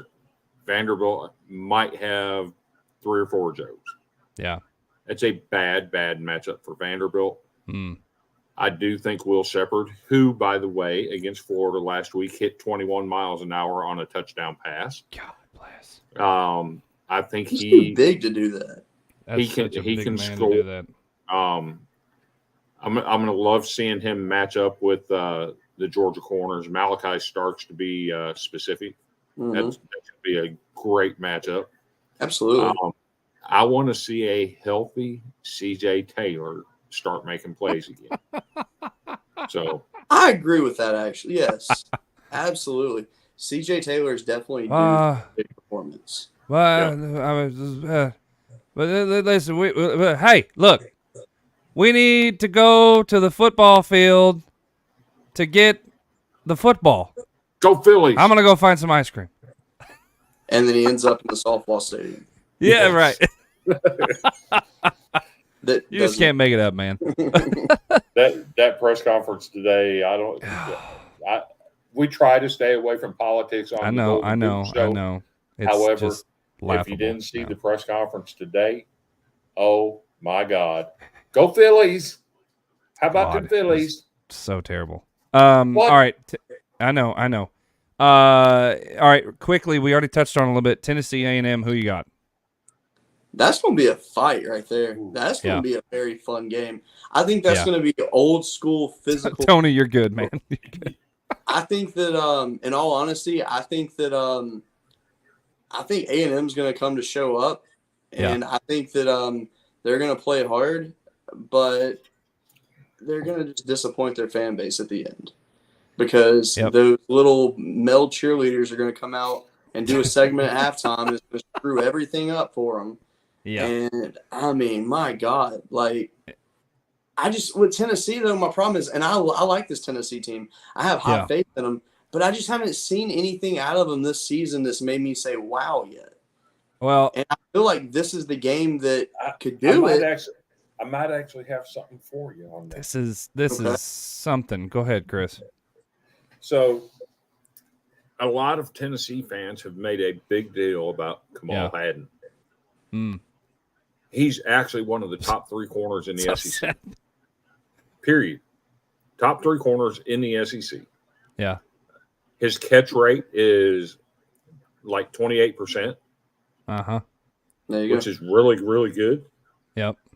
And he's actually in the upper half of the SEC in cornerbacks in terms of yards after catch. Yeah. Where he's actually making plays. Yeah. Now, this game, Tennessee's missing Brew McCoy. Yeah. Texas A&M is missing their top corner. Yep. It's a wash. Yep. So it boils down to who do you trust more, Joe Milton or Max Johnson? Max, yeah. Give me Johnson all day. Let's say The fighting Jimbos versus especially the checkerboard. especially in Petrino offense. Give me Johnson all day. I think A&M wins probably around the 31-20 margin. Okay. Oh Lord. And Spoken like a Vandy fan. No, I just don't trust Joe Milton. You don't. I hear. Go ahead, Chris. I heard Kenny last night. Thought you were done. Mention the Tennessee crowd is going to affect Texas A&M. Yeah. Remember, Texas A&M just last week. Yeah. Set the all-time attendance record for college football at 108,000. Oh, I know that's a home crowd, but nothing about Tennessee is going to scare Texas A&M. Yeah. It's funny because I saw something. We didn't talk about it, but there was a certain somebody saying of the media, and I don't remember who it was, saying that Neyland Stadium is just another stadium, nothing real big deal. I mean, Tennessee fans are going to be hot and mad and stupid and throw ketchup, mustard, and whatever. But not really. But one thing nobody's touching on, I think, is A&M's defense. I think A&M has one of the best defenses right now in the SEC, and it's not even funny.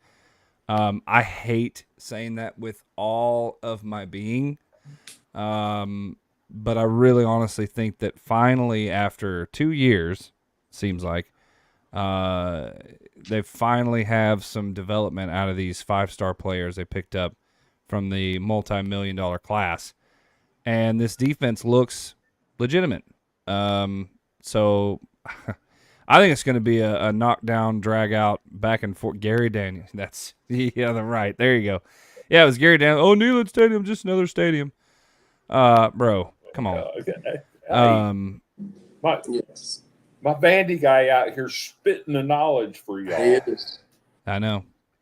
Just leave us the intro song. I know. Yes. Hey, there's Tim. A&M defense and Tennessee rushing offense is a match of the game. Yeah, right. I mean, the defense absolutely is going to be something to watch. So it's going to be close. I think whatever team wins is going to win by a field goal. I do not think it's going to be a blowout, in my opinion. So, I know there's a lot of Tennessee haters in here. I agree, Michael Spencer. Tennessee needs the atmosphere they had at that Bama game last year. Yeah, like how short, or even like when they took over Baton Rouge last year. I mean, they need that fan base to show up like that. Yes, they do. Yep. Yes, they do. Yes, they do. All right, let's. We have a couple more. We're not going to touch on Auburn, LSU. We already talked about that. Kentucky, Missouri, already talked about. Oregon, Washington. That's going to be an interesting game. Me 100%. Do what? That's my game of the week. I'm so excited to watch that. Yeah, I mean, Bo Nix versus Michael Penix Jr.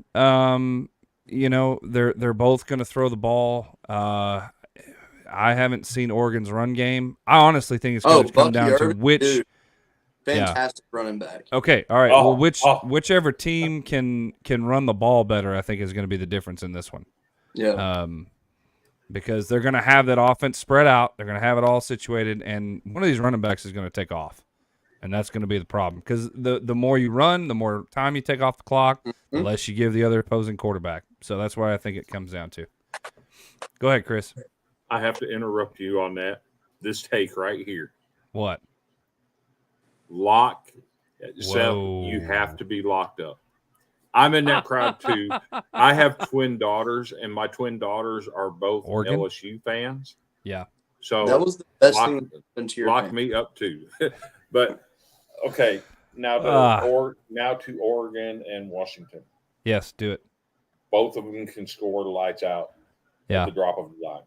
Yeah. My problem with Washington is they haven't shown a consistent ability to stop other teams from scoring. Right. Very true. Certainly they do it, but it's not a consistent thing the way Oregon does it. Yeah. So I believe Oregon wins that matchup. I think they win it going away, maybe by 10, pulling away late in the game. Wow. Yeah, I can see that. I actually think Oregon's going to the playoff this year. That may sound crazy, but I really do. I really like what Dan Lanning's doing up there. I think he's really got something good in place. And I thought he was going to struggle going to Oregon, to be honest. I thought he was too young. I didn't think he was ready to take over, but man, have I been wrong on that. And I'm happy to be wrong. I like seeing Oregon play with the style like they did back in the day of the Chip Kelly days. Yeah. But have a very dominant defense. Mm-hmm. And that's just fun to watch. Yeah. And I'm really excited to see like how that plays out, because honestly though, Oregon has not had that real test yet, and well, neither is Washington, but this is it. Yeah. I mean, this right here is your first Heisman Eliminator matchup of the year. Yep. Mm-hmm. This honestly feels like it could be 52-48. That kind of that's how I see it. Because the Pac-12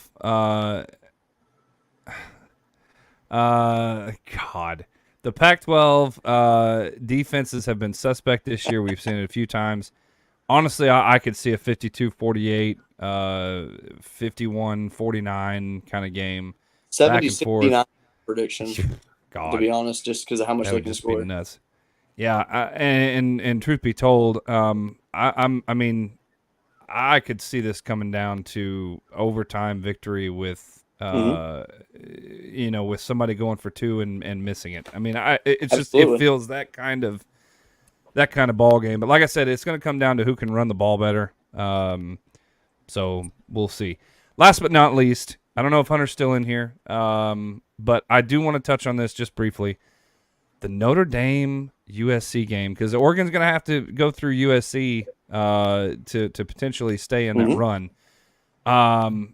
This game is predicted to be a nasty one. The weather's supposed to be nasty.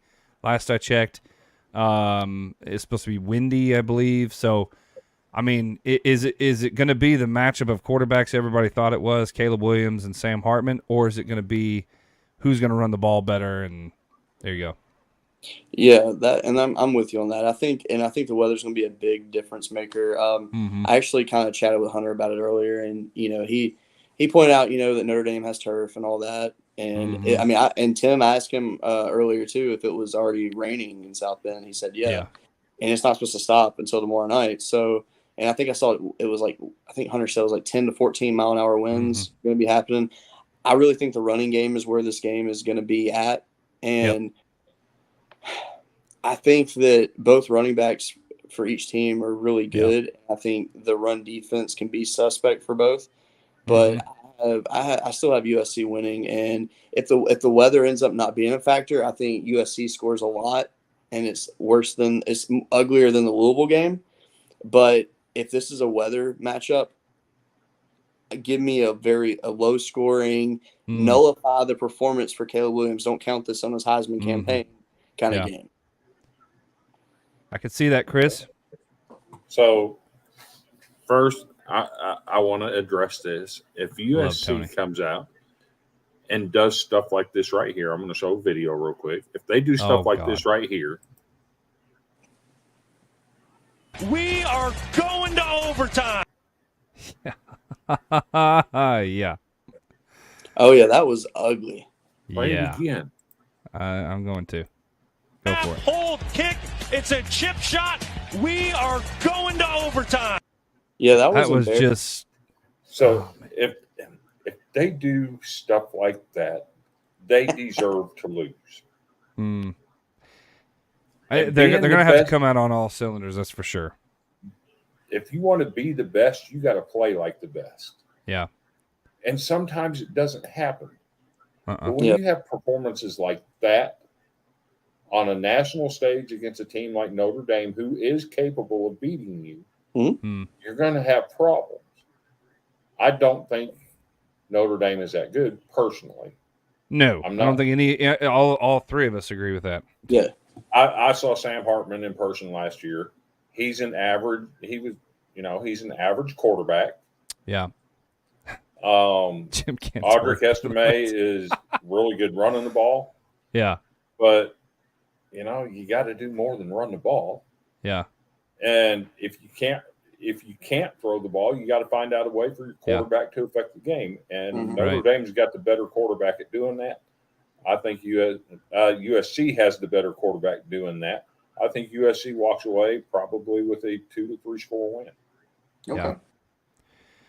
Yeah, I think the difference here is going to be the quarterbacks. And I think the mobility of the quarterbacks is going to be the difference. And if you put Sam Hartman and Caleb Williams in a box together and let's see, he might have been. He played the role of Mr. Hankey.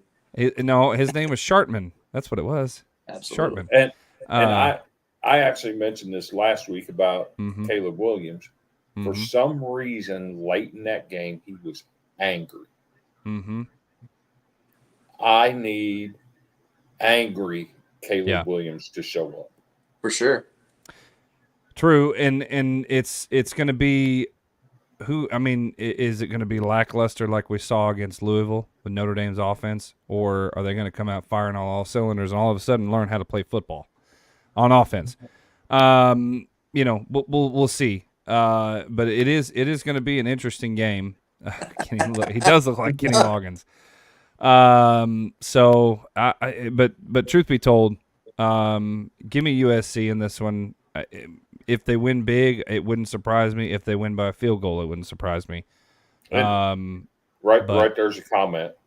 Yeah. When will the Heisman come out and Caleb Williams? Does he have that moment in this game? That's what I'm talking about. I need angry Caleb Williams to come out and take this game over. So far this year, honestly, the Heisman moment was against Arizona. He took that team, put it on his back, came back from 17 down, and he played the game of his life. But can you record a Heisman moment against a team that lost to Mississippi State? I know, and I feel that too, but you just have to watch the film. He single-handedly did it without anybody else on the field, hardly. He did. And I think that should have some kind of merit. Sure. But Sam Hartman isn't doing that. If it comes down to that, Sam Hartman is not doing that. And to be honest, their 5-star big offensive line that came back that's supposed to be one of the best, they hadn't been showing it in pass protection. So we'll see. If USC brings a defense, if they somehow miraculously find a defense, Notre Dame's in trouble for the second week in a row. And in anybody with green and gold is going to have a fit if they lose 2 games in a row. Having 3 losses already. Oof. If Irish fans have a team that loses 2 weeks in a row, 3 games in the season, I don't know what they might come and drag what's his name out of there by the hair on his head. Yeah, they're going to want him out of there, which is unfortunate because I think he's got potential for them. Yeah. Listen, okay, we have actually hit 300 comments tonight. Y'all have been absolutely ridiculous. This is amazing. And I know we've gone a little long. Let's take a few minutes. Let's hear from Bones Coffee, stretch our legs. I got to get some water, and then we will wrap this thing up. You guys will stay with us just a little longer. We'll get this thing wrapped up. Let's hear from Bones Coffee. What's the difference between these 2 identical cups of coffee? Everything. Everything. Boring, basic coffee is leaving you dead inside. Thank the Dark Lord, there's Bones Coffee. Small batch, full-bodied coffee infused with the most mind-melting flavors in the world. Or underworld. Oh, I've had flavored coffee. Oh, I've had flavored coffee before. You haven't had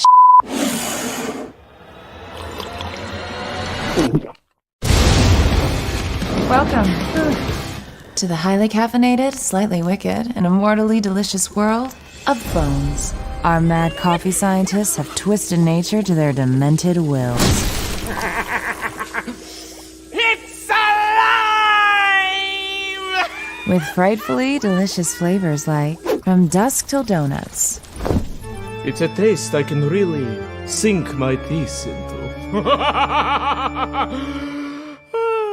Mint invaders. I don't mean to probe, but how did you make this coffee taste like ice cream? And electric unicorn. Like eating fruity cereal. Yeah! At Bones Coffee, we'll try just about every flavor combo out there. Cannolis, salted pretzels, strawberry cheesecake. The ones we love are made into small batches, roasted to order, and delivered directly to you. But the others... Rest in peace, Beanfish. We've got over 30 killer concoctions. So French press that link to find your new favorite coffee. There's more to life than pumpkin spice. But yeah, we smashed that pumpkin too. We also have comforting classic coffee. You're listening to the Golden Boot Podcast. Stay golden.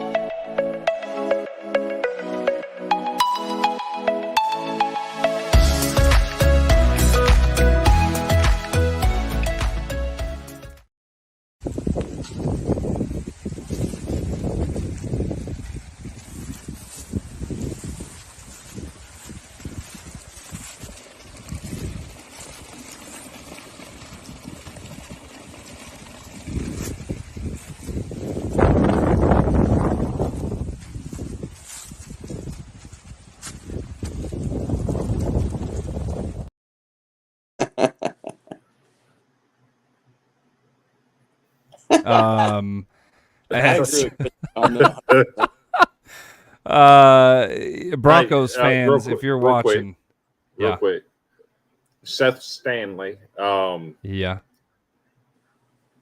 Do me a favor and send the Golden Boot page a message because I'd like to talk to you about something. So yeah, Seth, go ahead and shoot us a message. I got something I want to discuss with you. Yeah, there you go. From a fellow Vandy fan, Seth, reach out to us.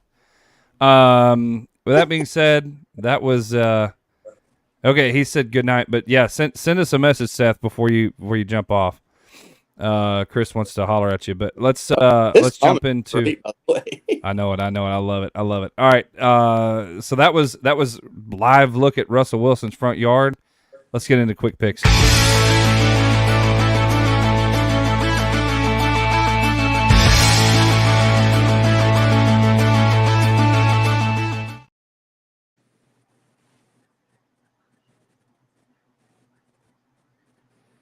Someone's muted. Everybody see this up on the screen? Looky. We decided to throw our picks up here. Cody, do what? It's so much easier to do it this way. Oh, it is. I know. It takes forever because there's so many freaking NFL games. The first one, Ravens, Titans. All three of us took the Ravens. Titans have just been doing terrible this year. Commanders, Falcons. We all took the Falcons. I don't have any faith in Washington, and it doesn't seem like you guys do either. They're under an identity crisis because they can't figure out if they're the Redskins or the Commanders or the whatever. Chris, what? And they just lost to a team that lost 13 straight freaking games. Yeah, tell me about it. Vikings, Bears. I picked Vikings, and Chris picked Vikings, but Cody, why'd you pick the Bears? So the Vikings are pretty beat up right now. They've lost faith in their quarterback. Yeah. They're just very down right now, and the Bears are coming off like the biggest high they've felt in I don't know how long. Justin Fields actually probably feels good about himself right now, which he hadn't done since he was in college. So I really just have a feeling that this is going to be a chance for two in a row for them. They deserve it. And jump in these comments too on these specific games that you're looking at. If we got them wrong, if we got them good, if we got them right, whatever. So next one, Seahawks Bengals. I've got the Bengals. Chris has got the Bengals. Cody took the Seahawks. What do you think about that? Joe Burrow, man, he's hurt. He's playing hurt. I respect He the is man playing for doing hurt. that. But he had a big game last week. He did. And I think it was their come to Jesus game where they finally woke up and got out of their slumber. Yeah.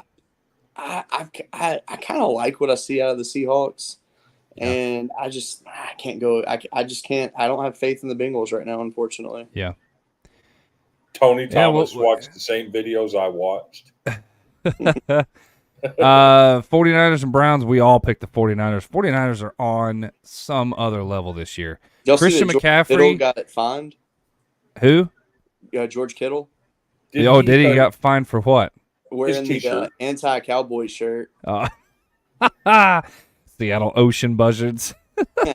San Francisco, man, is just a monster this year. Christian McCaffrey, I think, might be on par to be the best running back in the NFL this year. The dude is just doing he's all-purpose, catching, running. It's just ridiculous.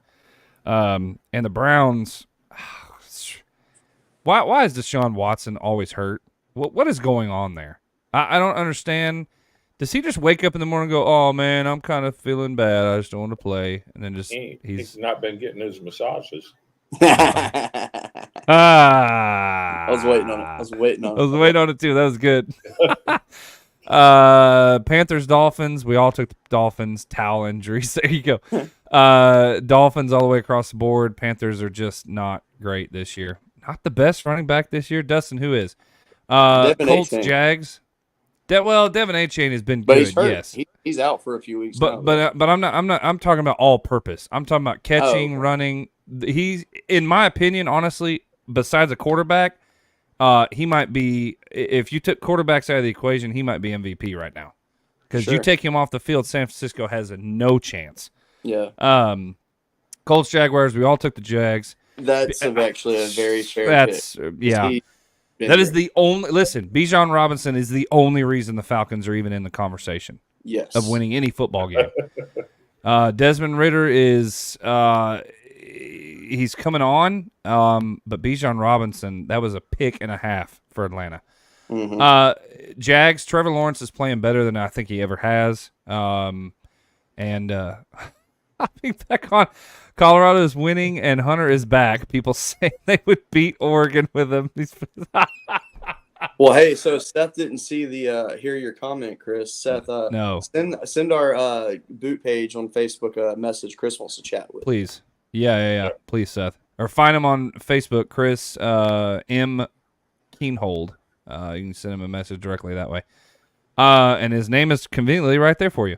Awesome. Jags all the way across. Saints all the way across. Texans have just been better. Awesome, Seth. Thank you. Texans have been better. I just don't. I don't think they have a complete team enough for the Saints. And I don't think Saints defense is so good. He's slandering our own team now. Come on, man. Golly. Patriots and Raiders. I picked the Raiders. Chris picked the Raiders. I think the Raiders are better on paper than they actually look. The Patriots have been awful, but they do have Bill Belichick, and that's why I heard they're awful. Yeah, I know. Well, Kraft. What's weird is Robert Kraft came on to some radio show and said that if need be, he would fire Bill Belichick. Now, imagine how that's going to look. Go ahead, Chris. What? I think it's time for Bill to hang it up, to be honest. Hey, he needs to retire. Cody, I love you, but the only way the Patriots win this game is if there are multiple instances of Mac Jones doing the cup check. The only way. We know he's got to cup check the entire team. Run over. We know he likes diddling peepees. Jesus, Mary and Joseph. That's just going to be a thing every time we talk about Mac Jones, I swear. It is. Cardinals, Rams. Cardinals are terrible. I don't know what happened to the Cardinals. They were doing so good. Do what? They lost their quarterback. Yeah. And they're going to try to trade him. I know. It just doesn't make any sense. Rams all the way across the board. Rams are playing better. Will we see Stetson Bennett on that field? He's fired. He might. Yeah, he is. Fired. I forgot about that. He is. He was because kicked out of the NFL. It Yeah, wasn't you're just the Rams. It was the NFL kicked him out. Wait, what? When did that happen? He was drinking too much, just like he was drunk on Good Morning America after they won the championship last year. Remember? I mean, I knew that he had his issues. I didn't know he was like kicked out. Yeah, he got kicked out of the NFL. Yeah, I forgot about that until you just said that, Chris.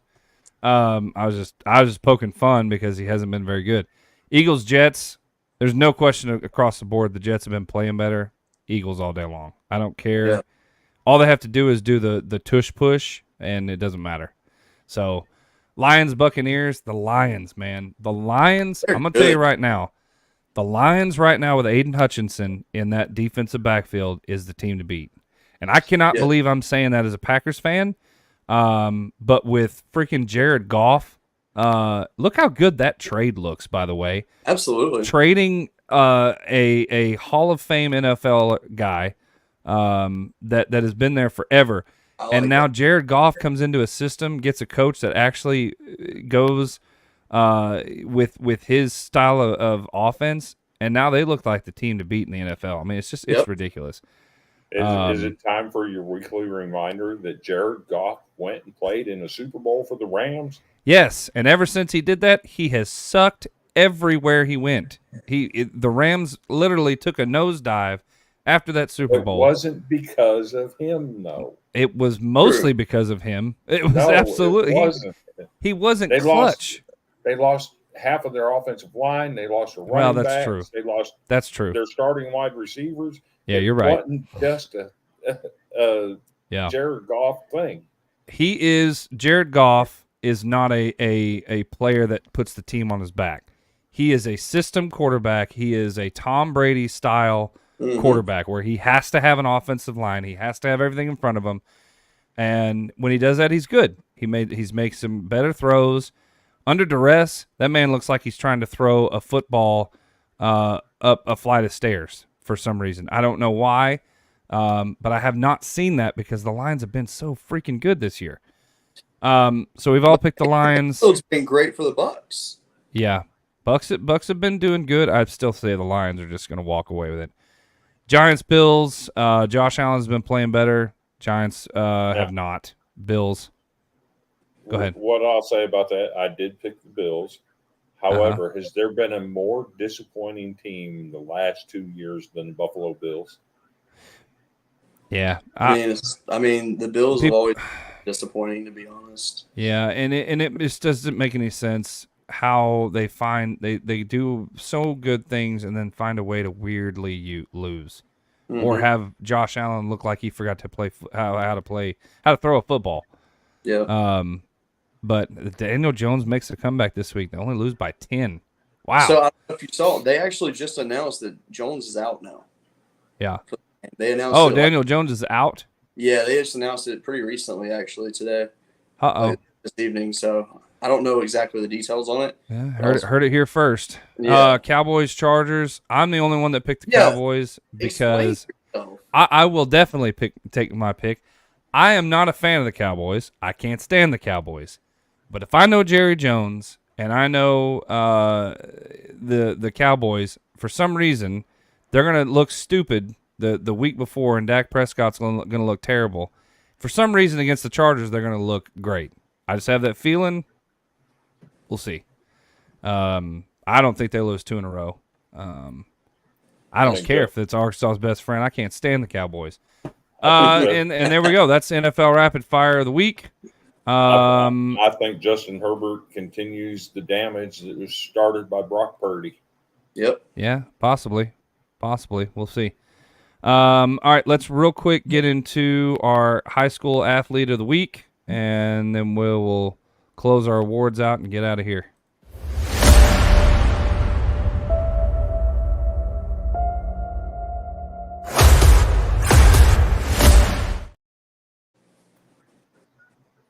Here, because I put them in here. Which one, Cody? Go ahead. You take it. post either or, and I'll talk as you put it. Okay. On. All right. So we actually have 2 to share this week. Yeah. So I actually just happened to see this graphic as I was scrolling on Facebook today, and he goes Savory High School in Lexington, Kentucky. Chad Pennington was actually a very respectable quarterback in his career. I'll use the word respectable, not elite, but respectable. And I always like it when you see like the offspring of a quarterback playing quarterback and hitting that high school range and getting to college. 66% completion percentage in high school is actually very good. Mm-hmm. People don't realize that because a lot of the times your incompletions mostly are just drop balls because you don't get a lot of elite receivers. An elite receiver is like 1 in 20 in high school. It's hard to find one.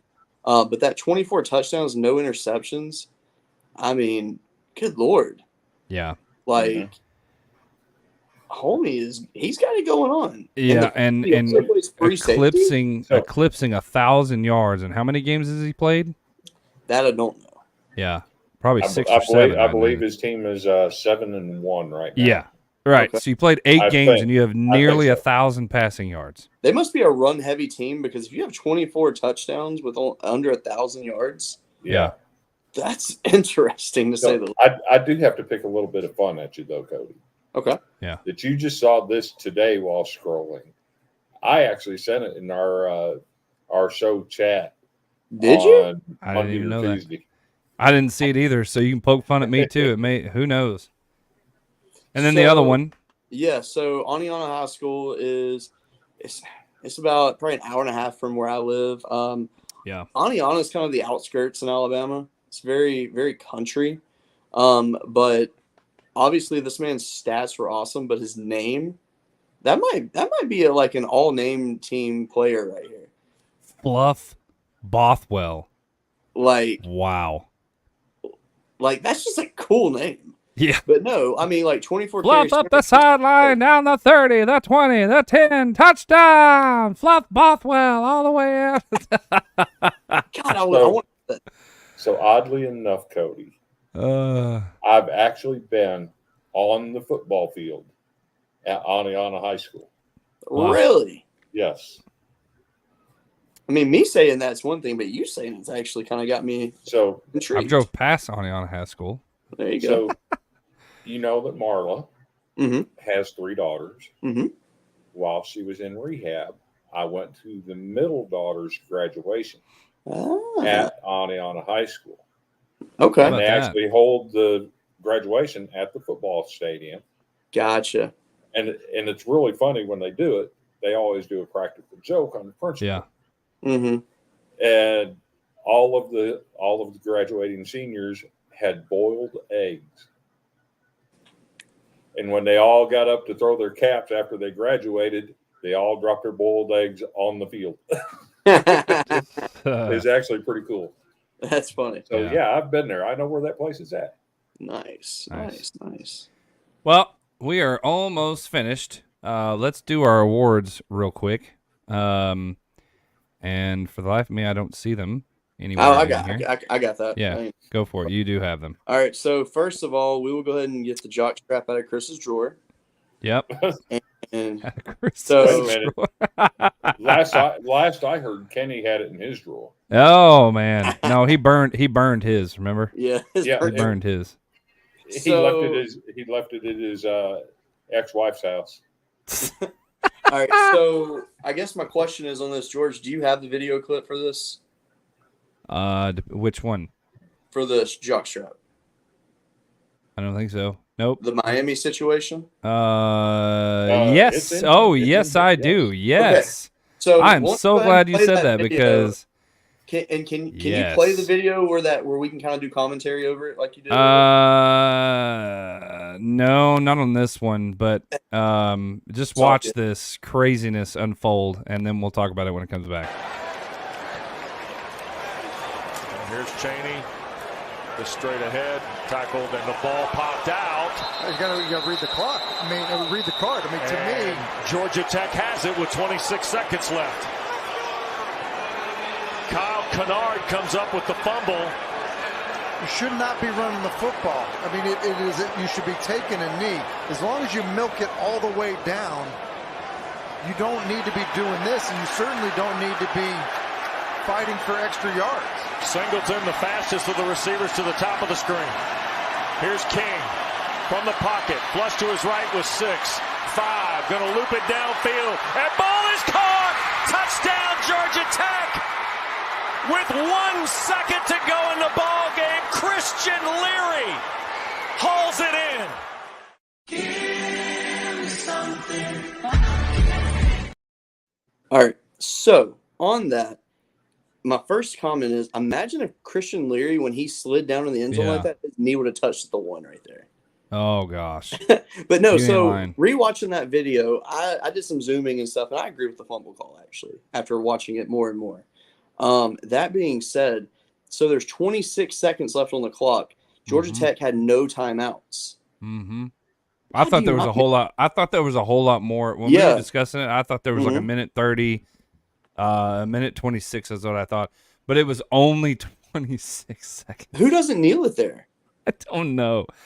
I don't. But why would you not tell your running back, "Hey, don't fight for extra yards"? Yes, like you don't want to get. I mean, Cover up, take that lay risk. down, let the clock run. I mean, you win this literally ball had game. the win right there, and the Fighting Brent Keys come through. Man, that's just. I mean, it was trash, and for that, Miami. Yeah. Really, Mario Cristobal, you are getting the jockstrap.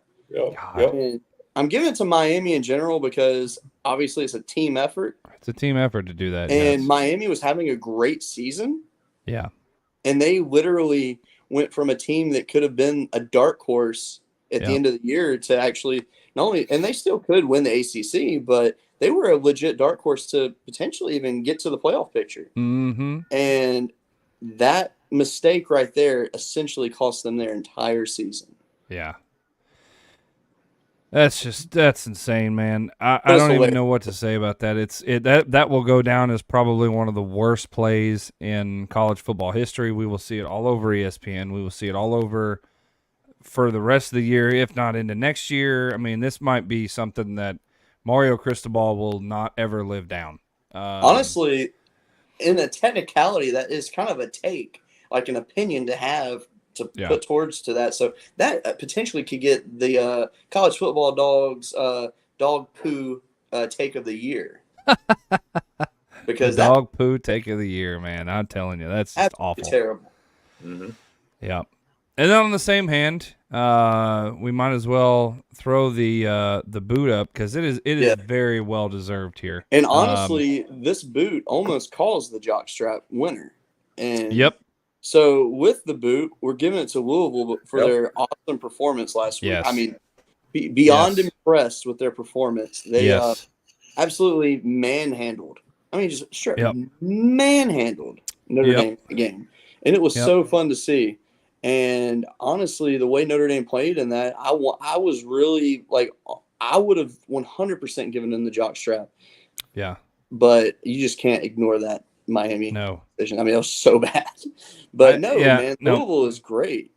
Jawar Johnson, I mean, that kid's a beast at running back. We were this close to giving Notre Dame the jock. We really were.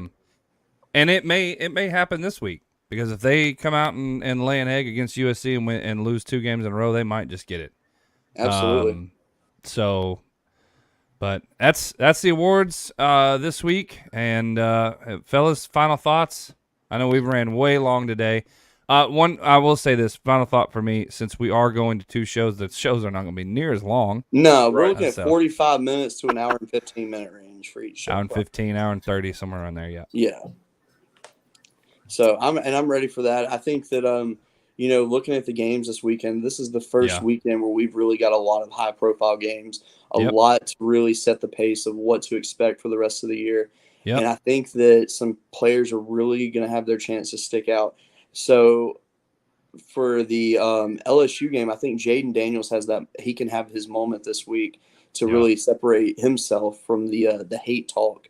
Because at the end of the day, while Auburn's offense is atrocious, their defense is not. And I think if Jaden Daniels has a big game, because last year, look at his stats, he had 80 passing yards last year. Mm-hmm. And if Auburn holds him to 80 passing yards, that's impressive to me. Yeah. And so Yeah, and I mean, with Washington, Oregon, going to be super fun to see. I don't want to see any stupid mistakes happen in that game. I want to see I want to see. Whoa, that just blew my mind. Christopher, it looked like he levitated. Yeah, I was like, whoa. All right. Oh boy, there's Demon Cat. So I will say that with Oregon and Washington, I want to see both teams make no mistakes in this game. I want to see them play their absolute best football against each other and really give us a taste of how good is the Pac this year. Like, we know they're a good conference. How really good are they? And I want to see Bo Nix. I want to see if he can live up to the hype and have his big moment that people have talked about since his high school days. Right. Is it going to happen? Is Penix going to come in there and just do what he does and dominate? Right. And then, I mean, it's just so much good stuff this weekend. I'm very excited to see it play I am too. Chris, final thoughts? What do you got Hello, to say? Satan Cat. I wish that cat would just hiss right now at you. I know. She actually just meowed at me. I had to interpret what she was saying. Okay. And she said, Colorado fans, you're on my radar. Quit talking stupid stuff. And that comes straight from Demon Cat. Okay. Well, that being said, another fantastic, successful show of the Golden Boot. Please, please, please, thank you so much for hanging out with us. A special thanks to Andrew behind the scenes. I know it's late where you're at. Thank you, buddy. If you follow us on YouTube, Golden Media Sports Network, if you have any questions, if you have anything to email to us, email us at thegoldenbootpodcast@gmail.com. And like, follow, share this broadcast, share it with everybody. We're just so excited. Just remember, October 30th, we will be doing a Monday night show as well. So that being said, we're going to kick this thing off, and we appreciate you guys so much for joining, and have a great rest of your night, and we will catch you guys next week on the Golden Boot Podcast.